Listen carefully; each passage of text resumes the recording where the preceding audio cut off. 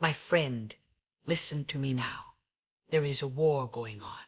Not a war fought with bombs or bullets, but a war being waged in the secret battlefield of your mind. Every day, every hour, there is a voice trying to whisper lies into your thoughts. Poisoned ideas, dark suggestions, paralyzing fear, and tormenting confusion. These are not random thoughts. These are spiritual attacks. These are demonic spirits waging war against your peace, your destiny, and your connection with God. And if you do not rise up and fight back, they will continue to steal your joy, distort your identity, and drown your future in silence and defeat. But let me declare to you today, with all the fire in my bones, you do not have to bow to those voices. You do not have to live in fear. You are not a slave to those thoughts. You are not created to walk through life shackled by anxiety, broken by worry, or tormented by what the enemy whispers in the darkness. You were created by God. And where God's presence abides, no demonic power can remain. The power of God is the weapon that silences every dark voice in your mind. And if you are willing to surrender to fight and stand in faith, God will tear down every stronghold and lift you up into victory. Let me tell you the truth, the whole truth. The first thing the enemy does is lie always. The enemy speaks only in deception. It tells you you're not good enough, that you'll never break free, that your past defines your future, and that God has abandoned you. But these are not your thoughts. They are implants of darkness. They are not the voice of God. Just because these thoughts enter your mind doesn't mean they belong there. You must learn to recognize what comes from God and what is demonic. And once you identify the source, you must take authority over it. Not tomorrow, not later, but now. There are people listening to me who have been tormented in silence for years. You walk around smiling, but inside you are being crushed by thoughts that feel like chains. You lie in bed at night staring at the ceiling, unable to rest, unable to breathe fully, because something is screaming in your soul that you are not safe, not loved, not worthy. But hear me now. That voice is a lie from the pit of hell. God never told you that. God does not speak in fear. God does not torment his creation. God lifts you. God builds you. God speaks truth, clarity, power, and peace. Any voice that speaks otherwise is a demonic spirit, and it must be cast down by the power of God. And how do you silence it? Not with your own strength, not with positive thinking, not with affirmations or worldly self-help. You silence demonic spirits by surrendering your mind to the will of God. You silence them by filling your heart and your thoughts with the sound of God's truth. Darkness cannot survive where the light of God is shining. You must let God's word be louder than your fear. Let his promises be louder than the voices of depression, anxiety, rage, or self-hatred. Speak God's truth out loud until it becomes the only voice that echoes in your soul. Don't be fooled. The enemy doesn't attack what doesn't threaten him. The fact that your mental attack means there is something powerful inside you. God placed something eternal within your spirit.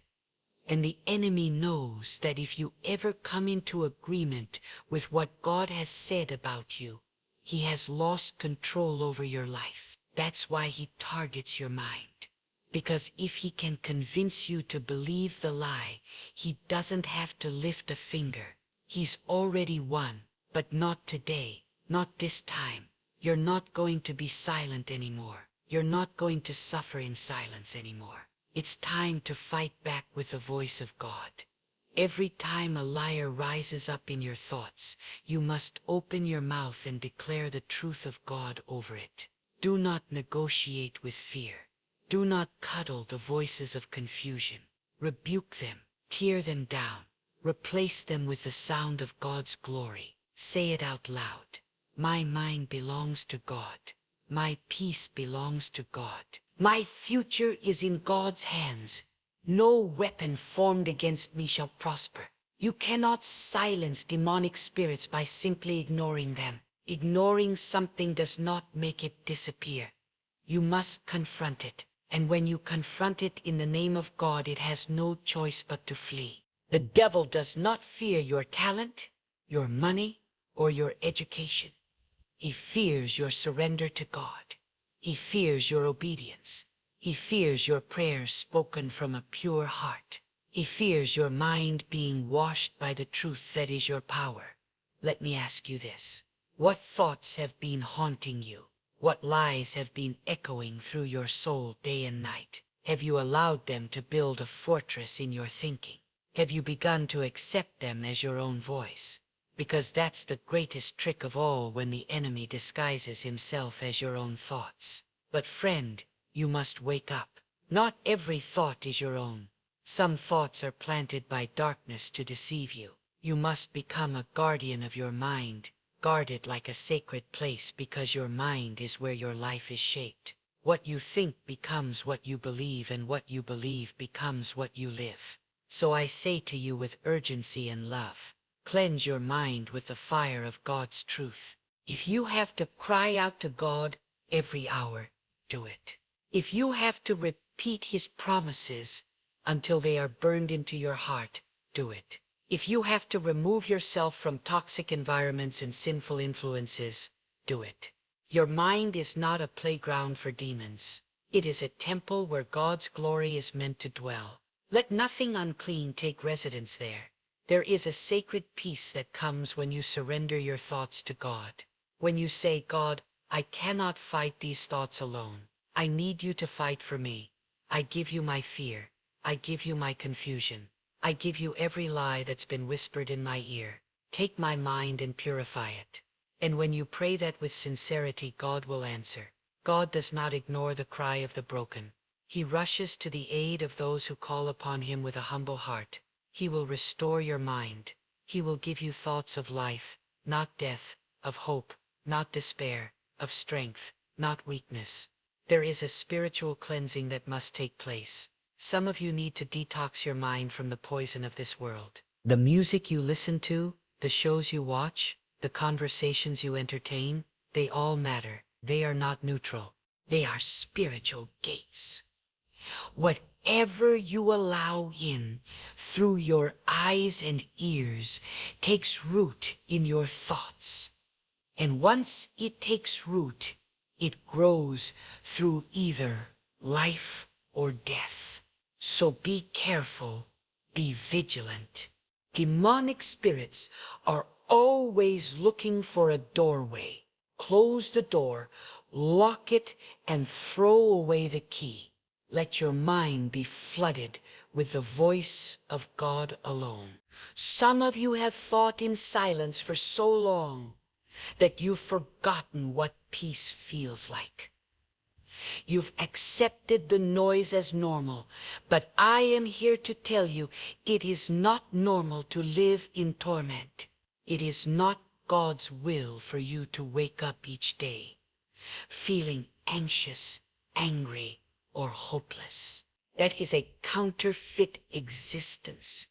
God's plan is for you to have peace that surpasses understanding.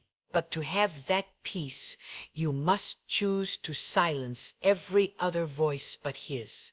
And I warn you, this battle is daily. You cannot fight it once and forget it.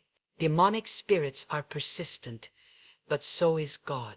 If you stay surrendered to Him, if you walk with Him day by day, moment by moment, no power in hell can have dominion over you. You are not created to be defeated. You are created to be a vessel of God's power and authority. You were made to walk with your head held high, knowing that the same God who breathed life into you is fighting for you even now. So when those thoughts come, don't panic, pray. Don't retreat, resist. Don't agree, stand firm. The more you fight, the weaker the voices will become. The more you fill your mind with God's truth, the more the lies will be drowned out. And before long, the very thoughts that once tormented you will be silenced. And in their place will be a calm that can only come from the holy presence of God.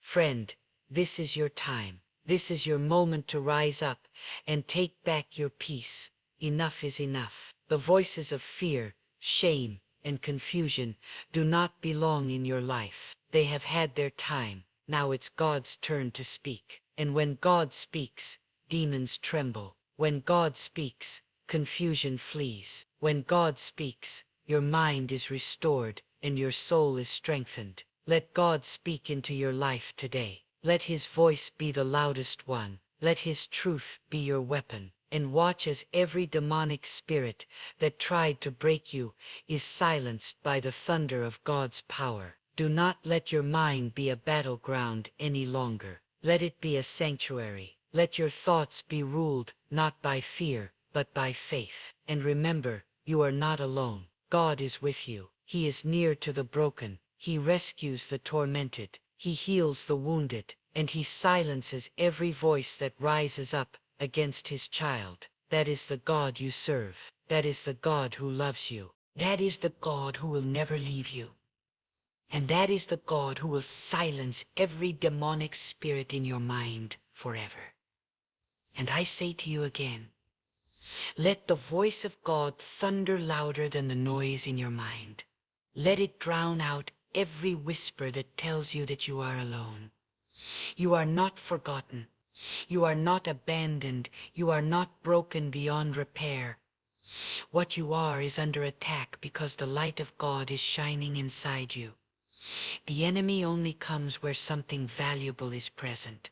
If there was no fire in you, if there was no anointing upon your life, if there was no divine purpose stamped upon your soul, the enemy would not waste time sending spirits to torment you. But because God has called you, because God has chosen you, because God has placed something eternal inside of you, hell has declared war against your mind. But that war is not yours to fight alone. God is the defender of your mind. God is the guardian of your soul, and when you cry out to him, he answers with fire. Listen to me with everything you've got. This is not just about emotions. This is not about positive thinking or mental health trends. This is about the spiritual world that surrounds your thoughts. Thoughts are seeds, and spirits are constantly trying to plant them. Some come from the world, some come from your past, but many come from demonic spirits sent to destroy your alignment with God. You must not be passive about it. You must be fierce. You must stand at the gates of your mind like a watchman in the night, declaring nothing enters here unless it's from God. The key, my friend, is not just resisting the wrong thoughts, but replacing them with God's thoughts. What does God say about you? He says that you were formed in strength, created with divine intention, and made for a purpose greater than your pain. Your struggles do not define your identity. God does. Your failures are not the end. They are the soil in which your faith is being refined. Even in the fire, God is watching. Even in the storm, God is holding you. Even in silence, God is speaking. Sometimes the most dangerous attacks are the silent ones. The thoughts that seem so small, so quiet, yet they fester. Thoughts like, I'm not enough. I can't take this anymore. Why is my life like this? These whispers are not random. They are arrows. But you are not left unarmed. God has given you everything you need to silence the lies and stand in victory. He has given you the authority to command your atmosphere, the ability to shift the entire climate of your soul by calling on His name and resisting the darkness with faith. Do not underestimate the power of intention. What you focus on grows. If you constantly entertain the darkness, it will gain strength. But if you shift your attention to God, if you start your morning by declaring His goodness, if you fill your mind with His truth, if you train your spirit to recognize His presence, then you will begin to walk in divine clarity. The fog will lift, the confusion will vanish, the torment will break, and peace will become your home. You see, the enemy wants you to think you are powerless. He wants you to believe that these thoughts are just part of who you are.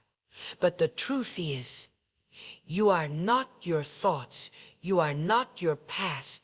You are not your fears. You are what God says you are. And when you truly believe that, something changes. Your posture changes. Your language changes. You stop begging and start declaring. You stop trembling and start standing. You stop hiding and stop fighting.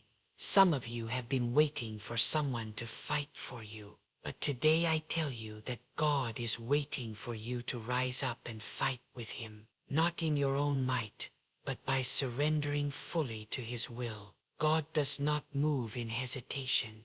He moves in surrender. He responds to desperation. When you say, God, I can't do this without you, the heavens move. The power of God is not limited.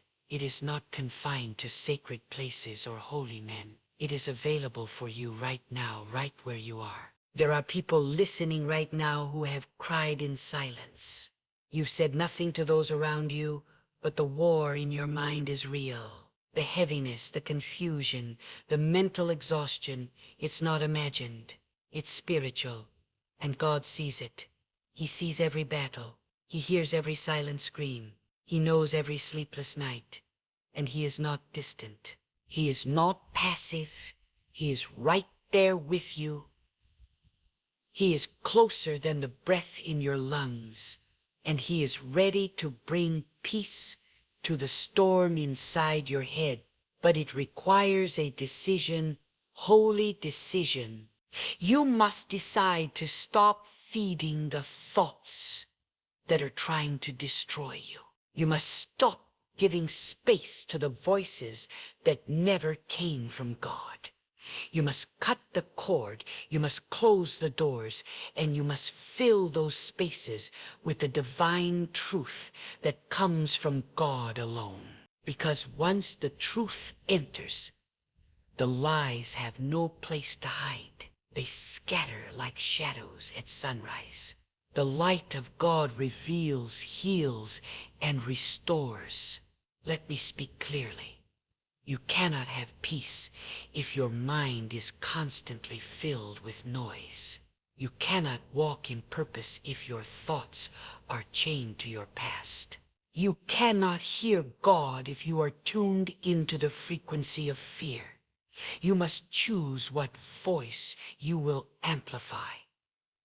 And I say to you, amplify the voice of God. Let it roar through your spirit. Let it echo through every chamber of your heart. Let it rise above the chaos until it becomes the dominant sound in your life. And here's what happens when God becomes the loudest voice. Your entire atmosphere changes. You walk differently. You think differently. You speak differently. People around you will sense it. They'll feel the peace radiating from you. Not because you don't have battles, but because your mind is anchored in God. And an anchored mind is an unshakable mind. Some of you have been begging for peace when God is calling you to possess it. Peace is not given to the passive. It is seized by those who surrender to God and rise in authority. You must claim it. You must speak it. Say it even when you don't feel it. Say it until your soul believes it. My peace does not come from this world. It comes from God, and no demon can take it from me. You were not made to live with constant torment. You were not designed to carry the weight of every lie. God created you for freedom, for clarity, for stillness of spirit, for wholeness, for soundness of mind. And no demon has the right to steal what God has given. But you must protect it. You must guard it like a treasure. You must treat your peace like gold, too. Precious to be traded for anything. This is spiritual war, and the battleground is not out there. It's in here, in the silence, in the unseen corners of your thoughts. But take heart, because God has already equipped you. He has already spoken. He has already sent his power. You just have to activate it by choosing him, by seeking him, by filling your day with his presence. Or not just through your prayers, but through your lifestyle, your choices, your focus, and your attention. You must train your mind to come into agreement with God, not with fear. Agreement is powerful. What you agree with, you empower. So stop agreeing with your worries. Stop agreeing with hopelessness. Stop agreeing with voices that were never from God. Break the agreement. Renounce it and declare only God has the authority to define me. Only God has the right to shape my future. Only God has the final say over my mind. This is not just motivational language. This is divine truth. If you take it seriously, it will transform you. It will renew your mind. It will rebuild your strength, and it will silence every demonic spirit that thought it had control over you. You are not weak. You are not broken beyond healing. You are not lost. You are not forgotten. You are called by God. You are guarded by God. You're surrounded by his presence. And you are being lifted right now into a new level of clarity, strength, and purpose. Let the fear crumble.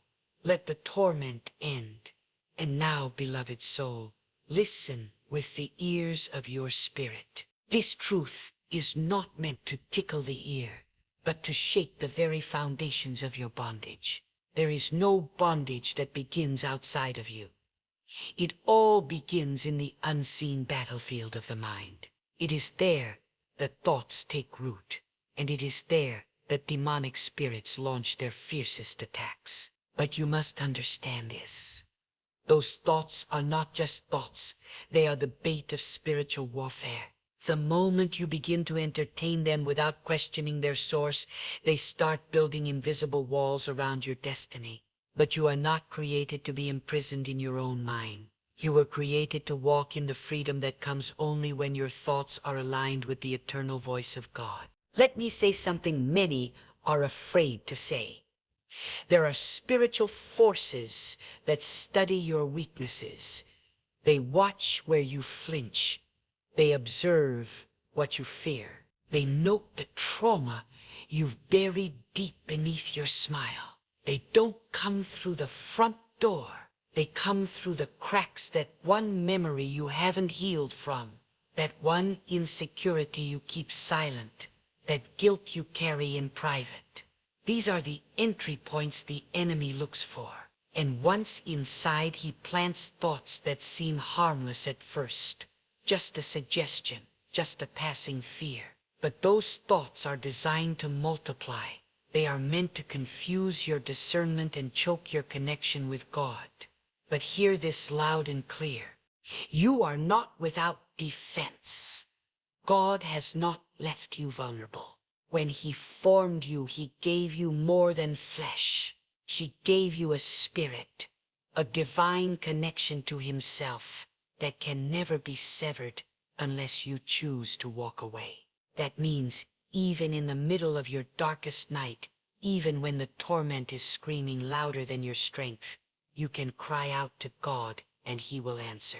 Not later, not tomorrow, not when you think you're finally worthy, but now. Because God doesn't need your perfection. He needs your surrender. He needs your cry. He needs your faith to reach out, even if it's trembling. This is not the time for half measures. This is not the hour to tiptoe around your spiritual health. You must take full authority over your atmosphere. You must cleanse your inner temple with the fire of God's presence. That means cutting off anything that contaminates your clarity. That means protecting what you watch, what you listen to, what you read, and who you allow to speak into your life. Make no mistake, demonic spirits are cunning. They will use voices that sound familiar, messages that sound innocent, and thoughts that feel like your own to enter your life. But when you are full of the truth of God, their counterfeit message will be exposed. You must learn to discern. Discernment is the spiritual radar that alerts your soul when something is not from God. It's that unease in your spirit when someone says the right words but carries the wrong energy. It's that voice inside that says, turn this off, walk away, don't agree with that. That's not paranoia. That's protection. That's God shielding you from the thoughts that seek to undo the work He's doing in you. Honor that discernment. Train it. Sharpen it. Because it will become your sword against the unseen. And once you identify the source of a tormenting thought, don't entertain it. Evict it. Speak to it as if it were a trespasser, because it is. Say with boldness, this thought has no right to live in my mind. My mind belongs to God. My peace belongs to God. My destiny belongs to God. I do not receive this fear. I do not agree with this confusion. I reject this doubt. I command it to leave. And I invite the presence of God to fill every space where darkness tried to dwell. Sin. Some of you are living with thoughts that were planted in childhood words, spoken over you by parents, teachers, or people you trusted. Words that took root and have been growing thorns ever since. Words like, you're not enough, you'll never change. You're just like your failure. You're too broken to be loved. These are not your truths. These are not God's words. And if they are not from God, they have no right to occupy your mind. You must uproot them like weeds from a garden. And you must replace them with divine truth. You are called. You are loved. You are being refined. You are covered by the mercy and protection of God. When you begin to fill your thoughts with God's word, something supernatural begins to happen. The fog begins to lift. The heaviness begins to break, and a new awareness takes hold, a clarity that no medication can give, a calm that no therapy can replicate. Not because those things aren't useful, but because what you need first and foremost is spiritual alignment. Return to the voice that created you, a return to the source of all peace, a return to the one who knew you before the foundation of the world. Do you understand that the mind is not a passive container? It is an active battlefield. And what wins in that battlefield determines how you live. If you allow fear to win, you live afraid. If you allow shame to win, you live in hiding. If you allow lies to win, you live in confusion. But if you allow God to win, if you crown His voice as final, then you live in power, peace, and purpose. This is the victory that comes not from striving, but from surrender. There are spirits assigned to your discouragement. spirits that feed off your doubt, spirits that celebrate every time you give up. But there is also God watching, waiting, standing by with power, ready to flood your mind with light, the moment you call on Him with conviction. God is not a distant observer. He is your refuge, your strength, your fortress. He is the voice that doesn't just comfort you. He commands peace. He declares order. He rebukes chaos. And when He speaks, every demonic voice is silenced. I tell you now, do not wait for someone else to come and rescue your mind. Do not wait for life to become easier or for circumstances to improve. God is ready to meet you in your current state, not when you've got it all together, not when you feel strong. Right now, in your brokenness, in your fear, in your overwhelmed silence, that is where God works best, in the moments you feel the weakest, because it is then that His strength can be made perfect in you. So call on Him with all you have, with your whole soul. Cry out and let your voice rise above the noise of doubt. And when you do, God will not delay. The moment you say enough and turn your thoughts fully to Him, He will move. He will realign your mind. He will burn away every lie. He will uproot every stronghold. And He will place in you a spirit of boldness, clarity, and unshakable calm. Let this be the turning point. Let this be the moment you refuse to be ruled by invisible chains. The moment you stop surviving and start living not as a victim of your thoughts but as a victor under the shadow of God's protection. Let every word spoken today take root and let it bear fruit in your mind, in your life, and in your destiny. Because when your mind is surrendered to God, you become unstoppable. No demonic spirit can touch you. No lie can live in you, and no darkness can dwell where God's light has been invited into reign. And now let the weight of this message settle deep in your spirit. This is not just another speech. This is a call to awaken your soul to the full reality of spiritual warfare. Every thought you think carries power. Every thought either aligns you with God or pushes you closer to the influence of unseen forces working against your peace. This is why the battle for your mind is the most dangerous and the most sacred of all, because if the enemy can invade your thoughts, he doesn't need change. He controls you from within. But when your thoughts are governed by the truth of God, no force in the heavens or on earth can move you from your place of peace and purpose. Do not underestimate the role of silence in spiritual attack. Many demonic spirits operate best in silence when you refuse to speak against them. When you internalize the fear, when you nurse the pain instead of casting it out. But I say to you now with holy urgency, open your mouth and fight back. Declare war on the lies. Let your voice become the sword that pierces the darkness. Let your cry to God be your alarm, your trumpet, your weapon, because the enemy may attack your mind, but he cannot survive in an atmosphere filled with God's truth. Some of you have been asking, why won't the voices stop?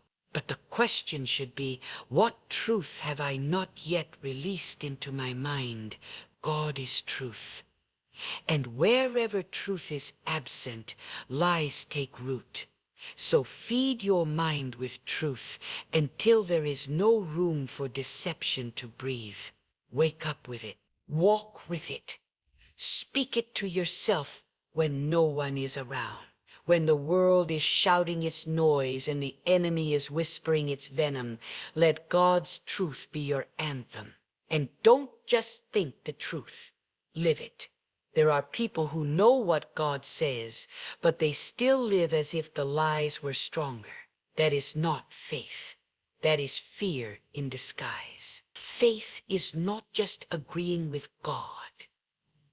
In theory, faith is aligning your daily actions, your reactions, your emotions with what God has declared. Even when your feelings scream otherwise, even when everything in your life looks like chaos, even when the thoughts try to rise again, faith is standing in the middle of a storm and saying, "My mind belongs to God. I will not bow to fear. I will not obey confusion. I will not be moved by doubt.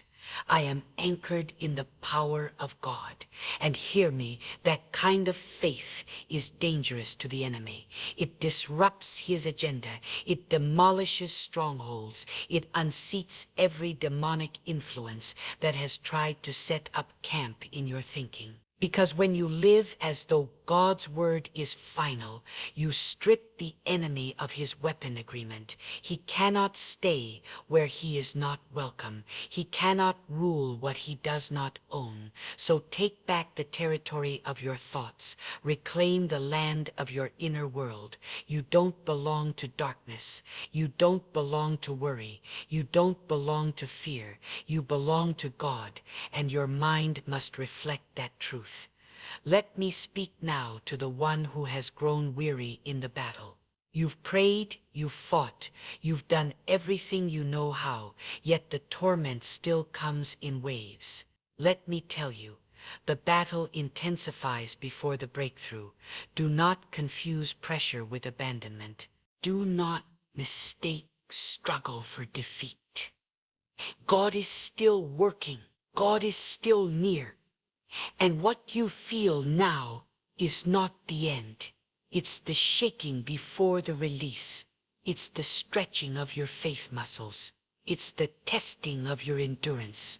But if you do not give up, if you keep standing, if you keep declaring what is true, that resistance will break, and God will flood your mind with clarity that the enemy cannot counterfeit. Do not wait for the emotion to match the truth. Sometimes the truth of God must be declared in defiance of your feeling. You may feel scared, but declare peace. You may feel weak, but declare strength. You may feel unworthy, but declare that God is with you. You may feel broken, but declare that God still has a plan. Because truth is not based on emotion. Truth is based on God's eternal word, and it does not change. Speak it until it becomes your new reality. And don't walk this journey with a double mind. A double-minded soul is unstable in all their ways. You cannot declare truth one moment and speak fear the next. You cannot cry out to God and then run back to worry. You cannot worship one day and then dwell in darkness the next. There must be consistency in your confession. There must be a firm decision. I choose God over every lie, every feeling, every distraction, every voice. This decision must be made daily, and when it is, it builds spiritual momentum. The mind begins to shift, the atmosphere begins to change, and the voice of God becomes so loud in your soul that the enemy can no longer compete. I'm telling you, this is not fiction. This is not emotional hype. This is real. There is a spiritual realm more real than what you see with your eyes, and your mind is the gateway. You must guard it with everything you have. Be ruthless in your resistance to negative thinking. Be intentional about what you allow into your spirit. Be committed to filtering every thought through the lens of God's will. And remember this, not every thought is an attack. Some are tests. Some are mirrors revealing where your faith needs to grow. Some are wake-up calls, alerting you to the doors you've left open. Use discernment. Do not assume every mental struggle is defeat. Sometimes it's divine training.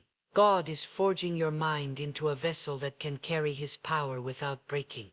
He is stretching your capacity. He is sharpening your perception. He is teaching you how to fight in the spirit, not just for yourself, but for those who will follow your example.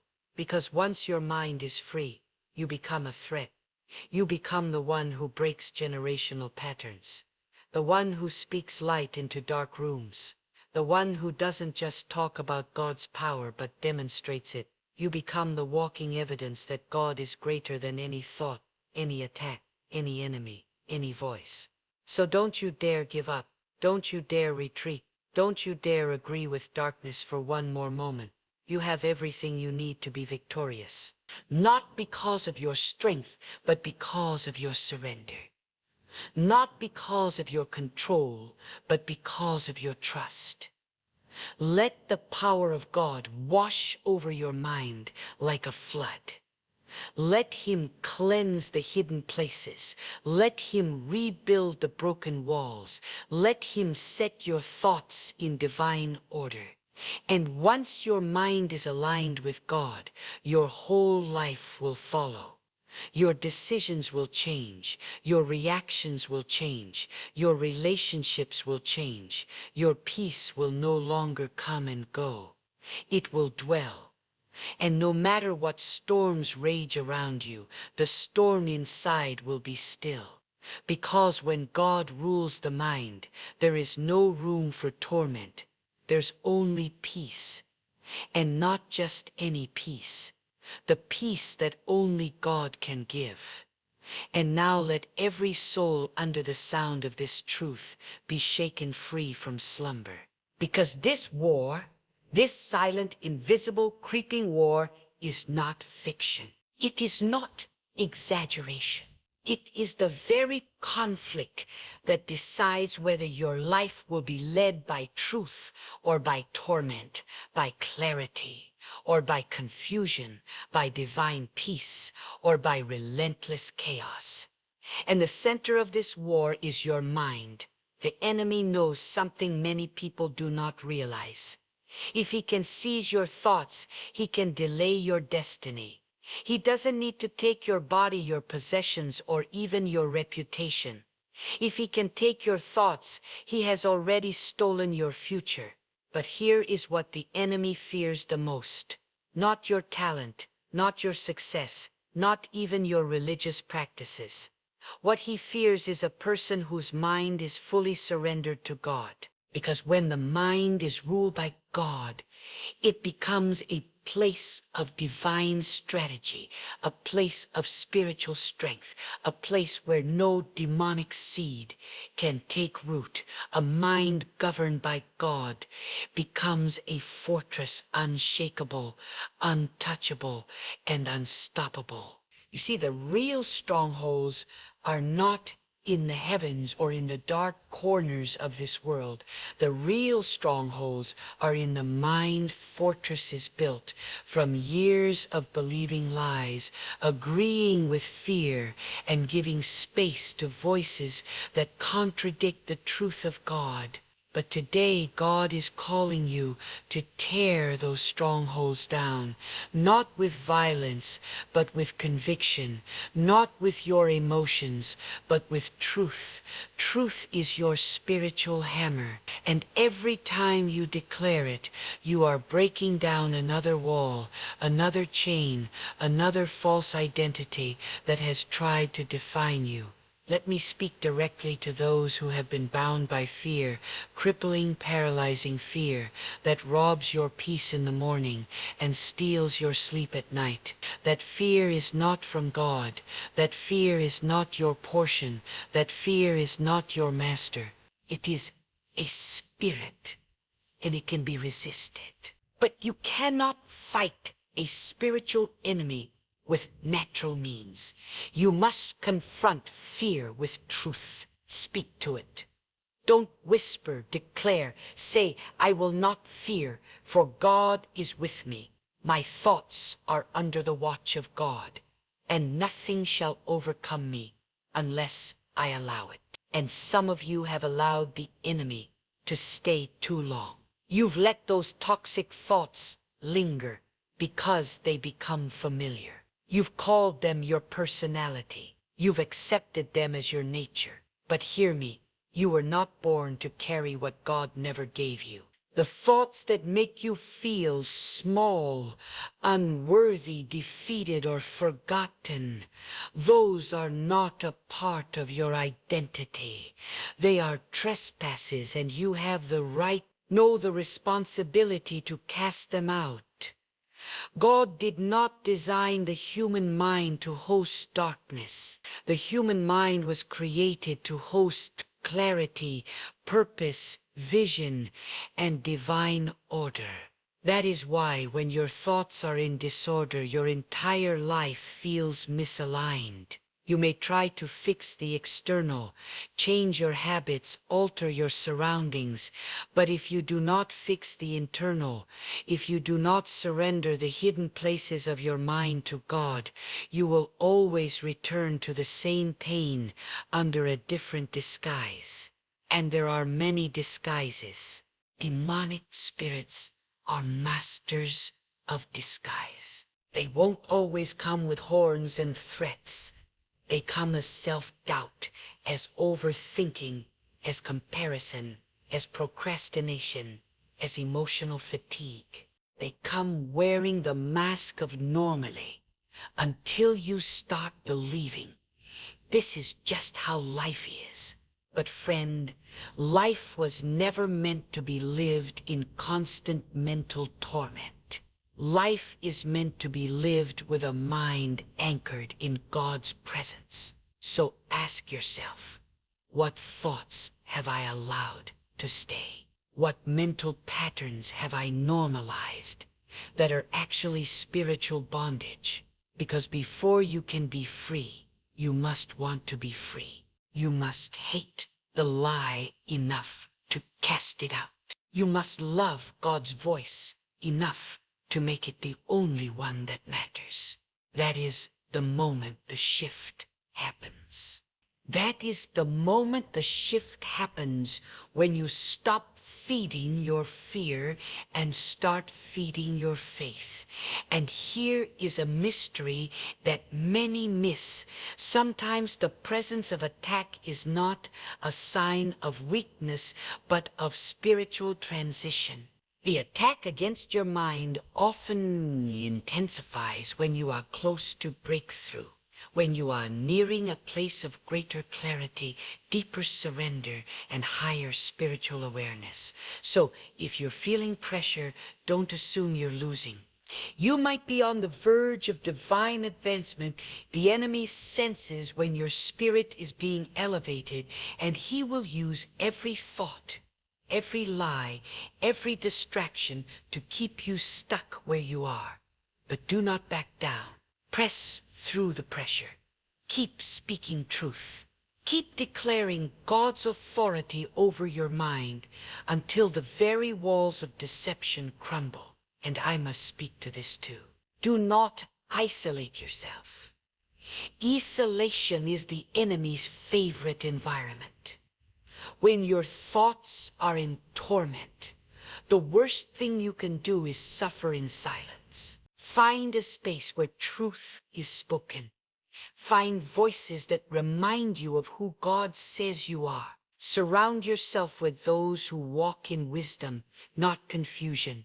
Let your spiritual circle be filled with light so that no lie has room to hide. God is calling you not just to survive mental warfare, but to master it, to rule over your thoughts the way a king rules over his kingdom, with authority, with consistency, with diligence. You are the gatekeeper of your mind. You must decide what enters and what is cast out, and God will stand with you, fight beside you, and fill your mind with power if you remain faithful to his voice. Do not be discouraged if it doesn't happen in a day. Strongholds are not always broken in a moment, but they are broken with persistence, with obedience, with faith, with the daily decision to reject what is false and embrace what is eternal. Every time you resist the lie, you weaken its grip. Every time you speak the truth of God, you strengthen your spirit. Every day that you align your thoughts with divine wisdom, You are rebuilding your inner world brick by brick, thought by thought, until the dwelling place of your mind becomes a throne room for God's peace. Stand in that truth. Let the fire conviction burn away every mental chain that has bound you.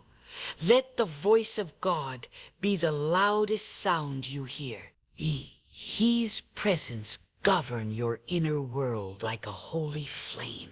And when the enemy comes knocking again with old lies dressed in new language, you will have the strength to say, I know who I am. I know who governs my mind. I know the voice I belong to, and I will not be moved. Because when your thoughts are guarded by God, you are not just at peace.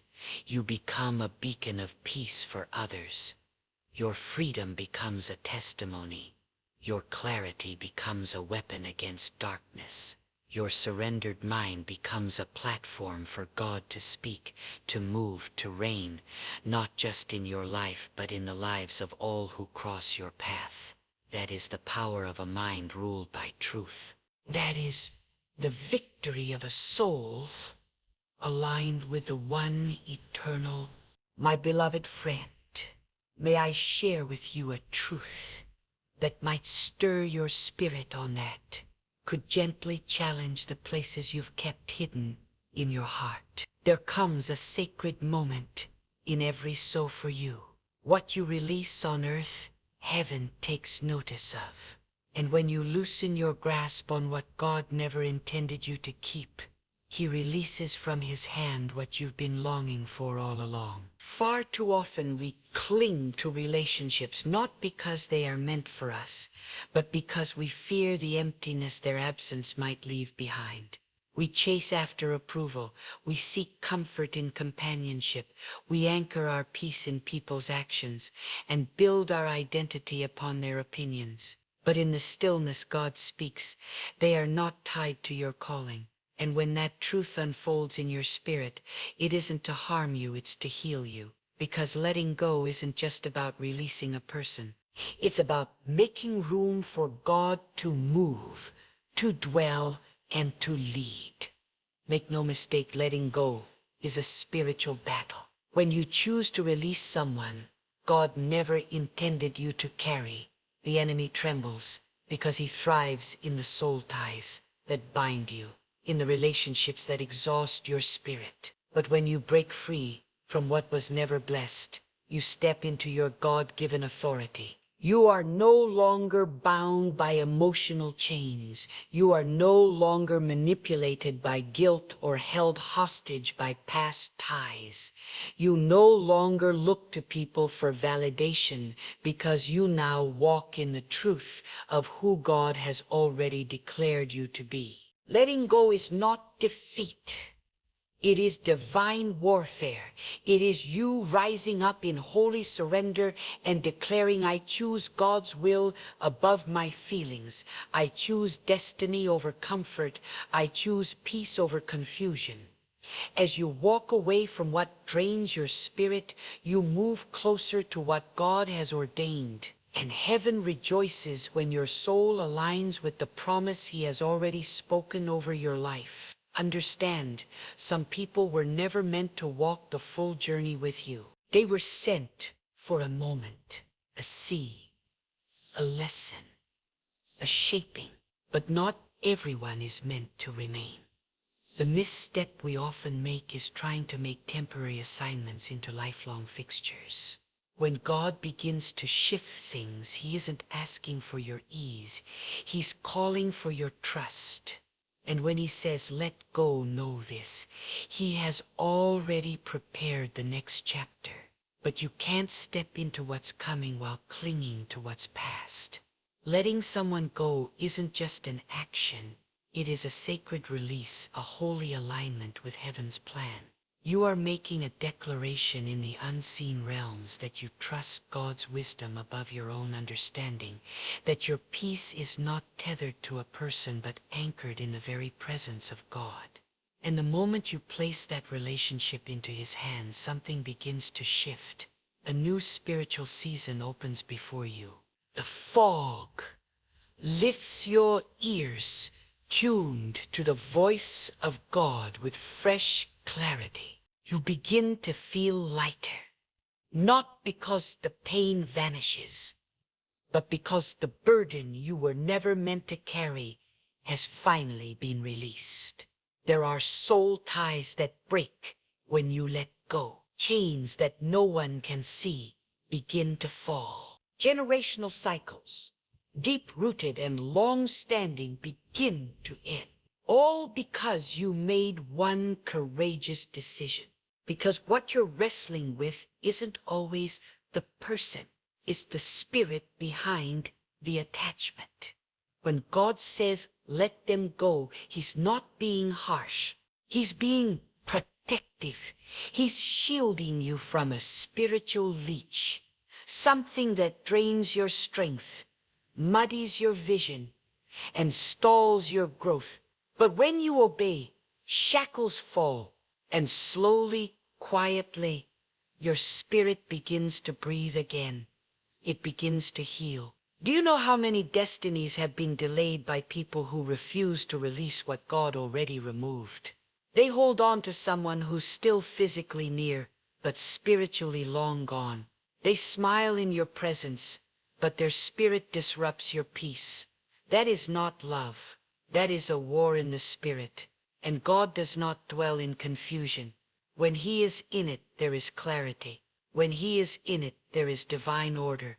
When he is in it, you will never be asked to sacrifice your sanity just to keep someone close. This is why God sometimes allows heartbreak. Because brokenness gets our attention. Shattered places drive us to his arms. And even in the pain, he is pruning, he is preparing, because before the blessing comes, he separates. Before the elevation, he isolates. Sometimes the greatest spiritual breakthrough doesn't come from holding on, but from letting go.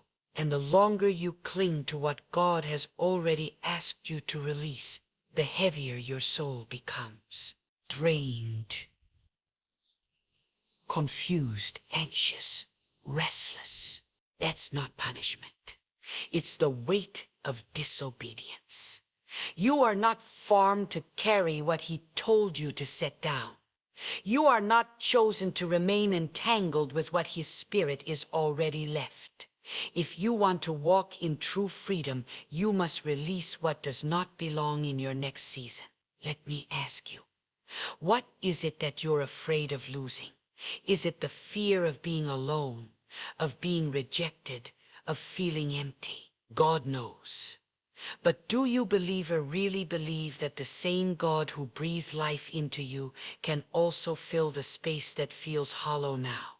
Do you trust that the God who knows the end from the beginning has already written a new beginning for you? Because, friend, you are not letting go into emptiness. You are letting go into the arms of a faithful, ever-present God. When you let go, you silence the lies. The lie that says you need them to feel joy. The lie that whispers you won't make it without them. The lie that insists your worth is determined by how someone else treats you. No, beloved. Your worth has always been defined by the one who formed you. And when you truly know who you are in Christ, you stop bleeding for people to stay. You stop chasing after what has already departed. You stop apologizing for choosing peace, because now you realize it was never about who left. It's about who you're now walking toward. Letting go is not the ending. It's a divine beginning. The beginning of deep healing, the beginning of clear vision, the beginning of awakening your spirit to the move of God. And when you finally release what was not yours to carry, your eyes begin to open to what was hidden. You hear God's voice in a way you've never known before, because finally there's space for his whispers, room for his presence to move. Do not be deceived by the enemy's voice trying to convince you that letting go means you failed. Know the greatest victory often comes in the surrender. The moment you release them, you reclaim your strength. You take back the peace that was stolen. You reposition your soul beneath the refuge of God's covering. But that's also when the real battle begins, not on the outside, but within. Because the enemy will try to pull you back into what you've left. He'll use nostalgia. He'll weaponize guilt. He'll stir up fear. But when your spirit is anchored in God's truth, none of his tactics will succeed. There is a spiritual breakthrough that comes with obedience. And when you step into that obedience, the heavens respond, doors swing open, weights lift, barriers crumble, and peace begins to flow through you like a river of life. Blessings you never even asked for begin to find you. Favor you didn't earn begins to rest upon you. All because you made the difficult choice, the holy choice. And heaven always responds to obedience. Some of you are still praying for clarity, but the truth is, God already answered. He whispered in the quiet. He confirmed it through the conflict. He showed you with undeniable signs. Deep down, your spirit knows you're just waiting for it to feel easier. But obedience, dear soul, is rarely easy. It is costly, it demands faith, it requires surrender. But what God gives in return always outweighs what was let go. There is a holy shift that takes place when you release them. Your nights become restful. Your days become lighter. Your thoughts gain clarity. Not because the world around you has changed, but because the war inside you has ended. You are no longer divided between divine truth and emotional desire. You are no longer caught between confusion and conviction. You are aligned. And when your soul is aligned with God, you become a threat to the darkness. Some of you have been circling in spiritual delay simply because you're still holding on to what God already told you to release. You've been praying for a breakthrough, but still clinging to baggage God asked you to release.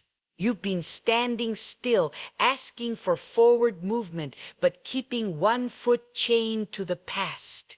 You cannot rise while carrying what was meant to be laid down. You cannot soar while clutching the weight of what God already called you to let go. God is calling you higher. But to ascend, you must release. And hear this clearly. It's not personal, it's deeply spiritual. Not every separation is a woundum. Are divine protections, some of God's mercy wrapped in silence, because he sees what you can't. He knows what you don't. And what you may call rejection, God calls redirection. What feels like abandonment, he names as advancement. God is not punishing you. The ache of letting go is real, but it's fleeting. And what waits on the other side is not emptiness, it's eternal peace. If you trust him enough to let go, he will honor that trust with restoration. Not always with the same people, but always with something deeper within your soul. He will restore your joy. He will restore your clarity. He will restore your sense of purpose. And most of all, he will restore your faith. When God starts pulling you away from someone, it is never random. It is not coincidence. It is divine intervention unfolding before your eyes. Something is shifting in the spiritual realm. Even if your natural eyes can't yet perceive it, God is aligning your steps not for ease, but for eternal purpose. You may sit in the stillness and wonder why it hurts. But listen, the void is often where God performs his most powerful work. In the absence of the familiar, God introduces the supernatural. In the silence that follows release, he plants new roots of discernment, wisdom, and spiritual depth. Transformation begins not when you hold on tighter, but when you finally release what was never meant for you. You stop searching for peace in people and start finding it in the person of Christ. You stop clinging to a love that wounds her and begin receiving the love that heals. When you surrender a relationship into God's hands, you are declaring, "Lord, I trust that you know what I need better than I do." And that kind of surrender, radical and real, shakes the very foundation of fear. It silences the inner turmoil because now you are standing not on what fades but on what lasts. Some people delay your growth not because they're evil but because their spirit no longer aligns with where God is taking you. They speak confusion when you need clarity. They stir cycles that God has already broken. And even if your heart wants to hold on, your soul begins to resist. That resistance is not rebellion in its revelation. It's the Holy Spirit stirring a holy unease. And God may not shout, but he speaks in restlessness. He speaks in the discache that won't leave until obedience arrives. That inattention is God's mercy in motion. His way of leading you out before what's hurting you begins to destroy you. Because sometimes letting someone go is not a reflection of their failure, it's a revelation of your growth. Letting go is not just about someone else. It is a declaration of how deeply you honor what God is doing in your life. It's acknowledging that your time, your spirit, and your divine calling are far too sacred to be spent on those who do not nourish what God has planted within you. You're not walking away in bitterness. You're stepping back in wisdom because you've come to realize a hard but holy truth. Not everyone is meant to walk with you into where God is leading. You weren't made for confusion.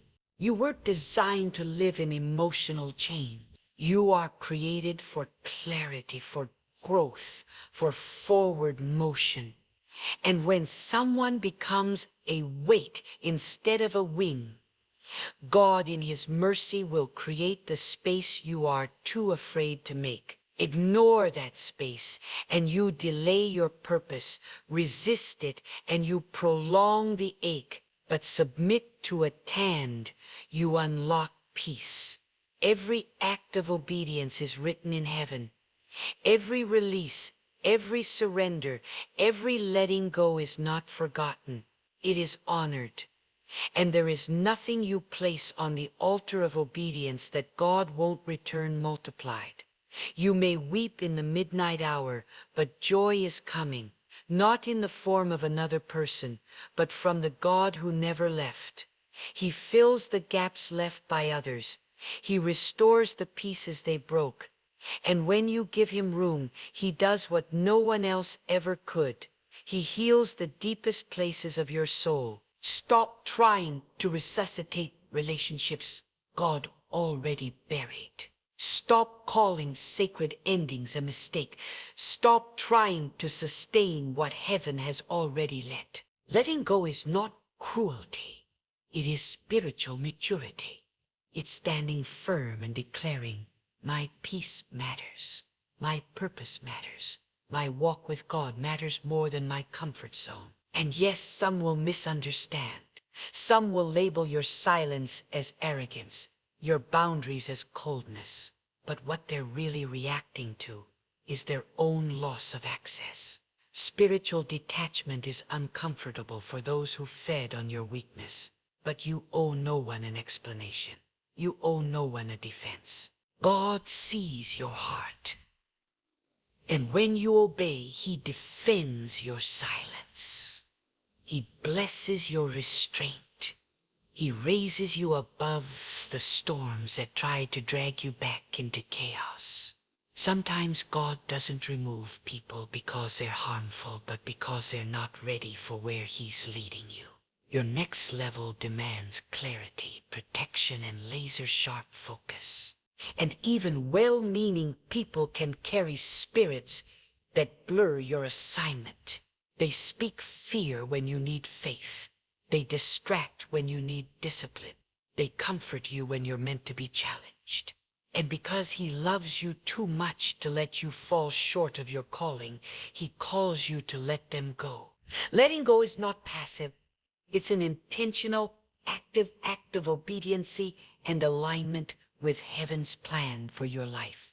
Letting go is not just a choice. It's a spiritual battle. It is warfare. It is pruning. It is trust set into motion.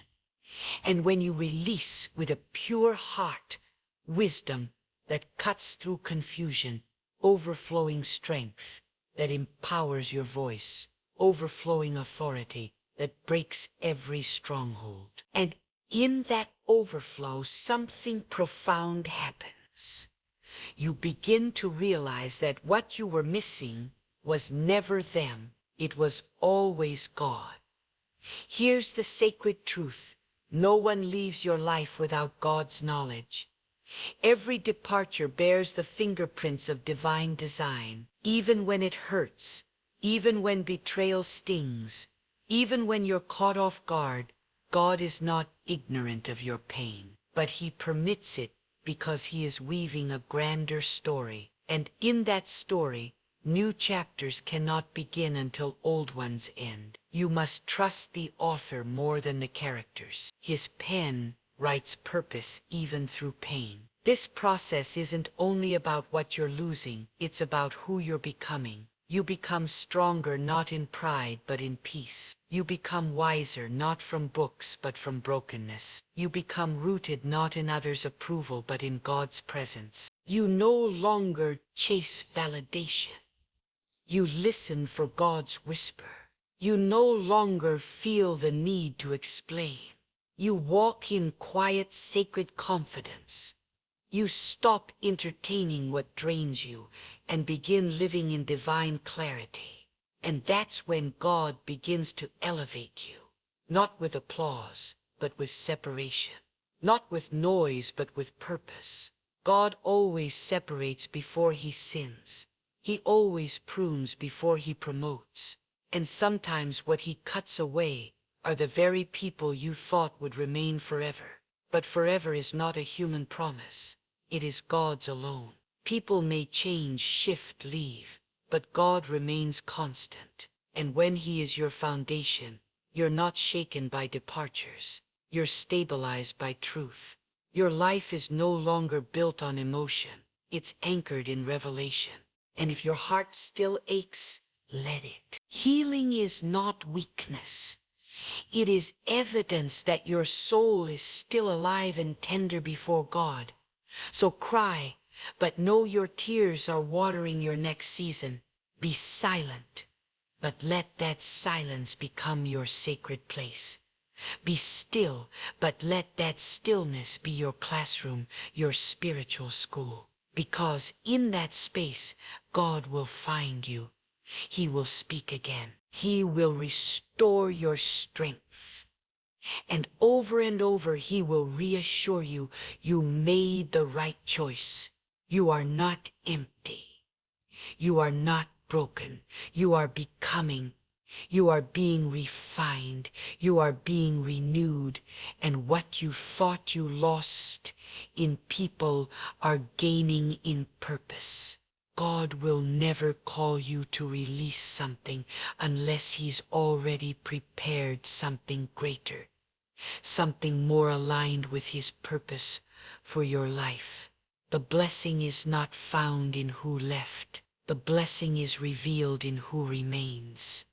And the one who remains through every storm, every silence, every tear is God. Let this truth be rooted deep in your spirit. When God removes someone from your life, He is not depriving you. He is delivering you. He is lifting a weight that was never yours to carry.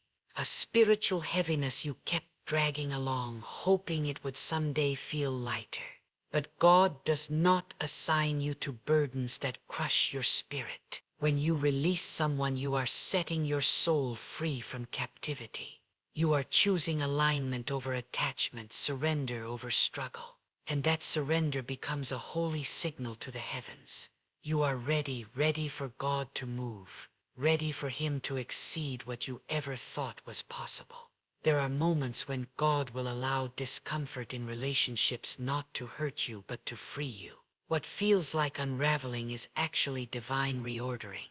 And when the breaking comes, don't resist it. Reverence it. That breaking is God's hand, cutting away ties that was silently strangling your spiritual life. Declare with boldness, my peace, my purpose, my identity. They are rooted in God and God alone. And when that declaration becomes your reality, your entire posture changes. You walk in authority. You speak with clarity. You stop settling. You stop shrinking to make others feel comfortable. You stop begging for approval because now you've tasted the approval of God. Letting go is not a loss. It's a divine awakening. It's a revelation of how much space someone occupied your thoughts, your emotions, your future, even your prayers.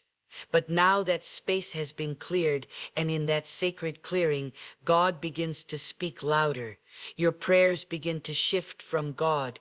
Change them to God. Change me. That is what growth looks like. That is spiritual evolution. That is maturity. You no longer plead for God to preserve what He's already decided to prune. Instead, you pray, Lord, give me the strength to walk away. Give me the wisdom to discern what is not from you. Give me the courage to close doors you've already shut. Same, because when you release someone, you are not just walking away, you are coming home. Home to peace, home to purpose, home to the presence of God. You are returning. Returning to yourself, returning to peace, returning to God.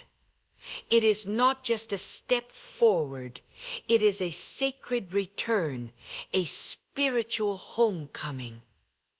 And in that holy place, God meets you not with shame, not with judgment, but with comfort and compassion. He does not remind you of how long you held on. He celebrates that you finally surrendered. And from that moment on, He breathes life back into the purpose you almost forgot. Never are not retreating. You are advancing the barriers that once blocked your path. And in that freedom, God pours. He pours wisdom. He pours courage. He pours healing. And suddenly, you see, if small your world had become under the weight of the wrong attachment, letting go is not just release, it's purification. It's a soul-deep detox. You'll feel it in your sleep. You'll feel it in your speech. You'll feel it in your stillness. Everything becomes clearer. Not because your circumstances change, but because your spirit is no longer in battle with something God never meant for you to keep. The confusion quiets, the anxiety lifts, the pressure fades, and what remains is stillness. Stillness only God can create. And in that stillness you come to a holy revelation. Letting go was never really about them. It was about you, about your growth, about your readiness, about your willingness to step into spiritual maturity. It wasn't about what you lost. It was about who God was calling you to become. Because when God calls you higher, He also calls you cleaner. He cannot build your next chapter on a foundation cluttered with confusion. So He removes, He purifies, He aligns, and it all begins with your yes, your surrender. There are seasons when silence is your sanctuary. God quiets every other voice so that His voice becomes unmistakable. Not to isolate you in punishment, but to insulate you in preparation. Because what's next requires undivided focus. It demands clarity. It demands courage. It demands courage. It demands cognition. And you cannot carry emotional baggage into a place of spiritual authority. So God allows the separation not to break you, but to empty you, to make space for something more divine. Letting go activates your spiritual vision. You begin to discern what you couldn't before. You recognize when energy doesn't match your calling. You feel the weight of conversations that no longer edify. Because now you are no longer living from your emotions. You are living from your discernment. You are living from your discernment. Now that's the transformation that happens when you walk away in alignment with God's voice. Your spiritual senses grow sharper. You are no longer reactive. You are responsive. You are no longer tethered to what happened. You are anchored in what God is doing right now. There will be people you release who won't understand. That's okay. That's not your burden to carry. Let them assume. Let them talk. Let them misunderstand your silence. You were never called to be understood by those God removed. You were called to walk in obedience. And the more you try to explain yourself, the more room you give for confusion to re-enter. You owe no one an explanation for a divine decision. What you owe God is your full attention.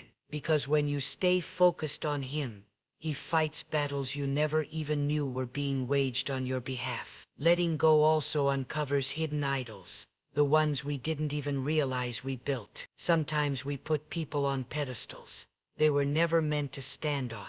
We let their opinions outweigh God's direction. And when they leave, it's not just grief. We feel it's disorientation. Not because we lost them, but because we misplaced our identity in them. But here's the grace. God will dismantle every false altar in your life. He will tear down what you built in your pain, to restore what He designed in His purpose. And in that sacred work, He brings you back to Himself, your true anchor, your true identity, your true peace. What comes after the release won't be a replica of what you lost. God doesn't recycle the past to comfort you. He aligns you with connections that reflect your growth, not your wounds. He prepares people who speak into your future, not your fears. So stop searching for what feels familiar. Start looking for what bears divine fruit. Look for alignment, not nostalgia. Look for conversations that challenge your spirit, not ones that lull you back into complacency. Seek presence that clarifies, not presence that confuses. And if you're still healing, remember this. God is not rushing your process. Will echo, but your tears are not a sign of weakness. They are evidence of release. Secret power of letting go. It's not the end of love. It's the beginning of liberation.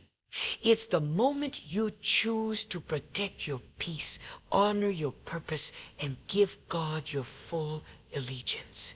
It's not failure, it's faith. because you are no longer begging for broken pieces.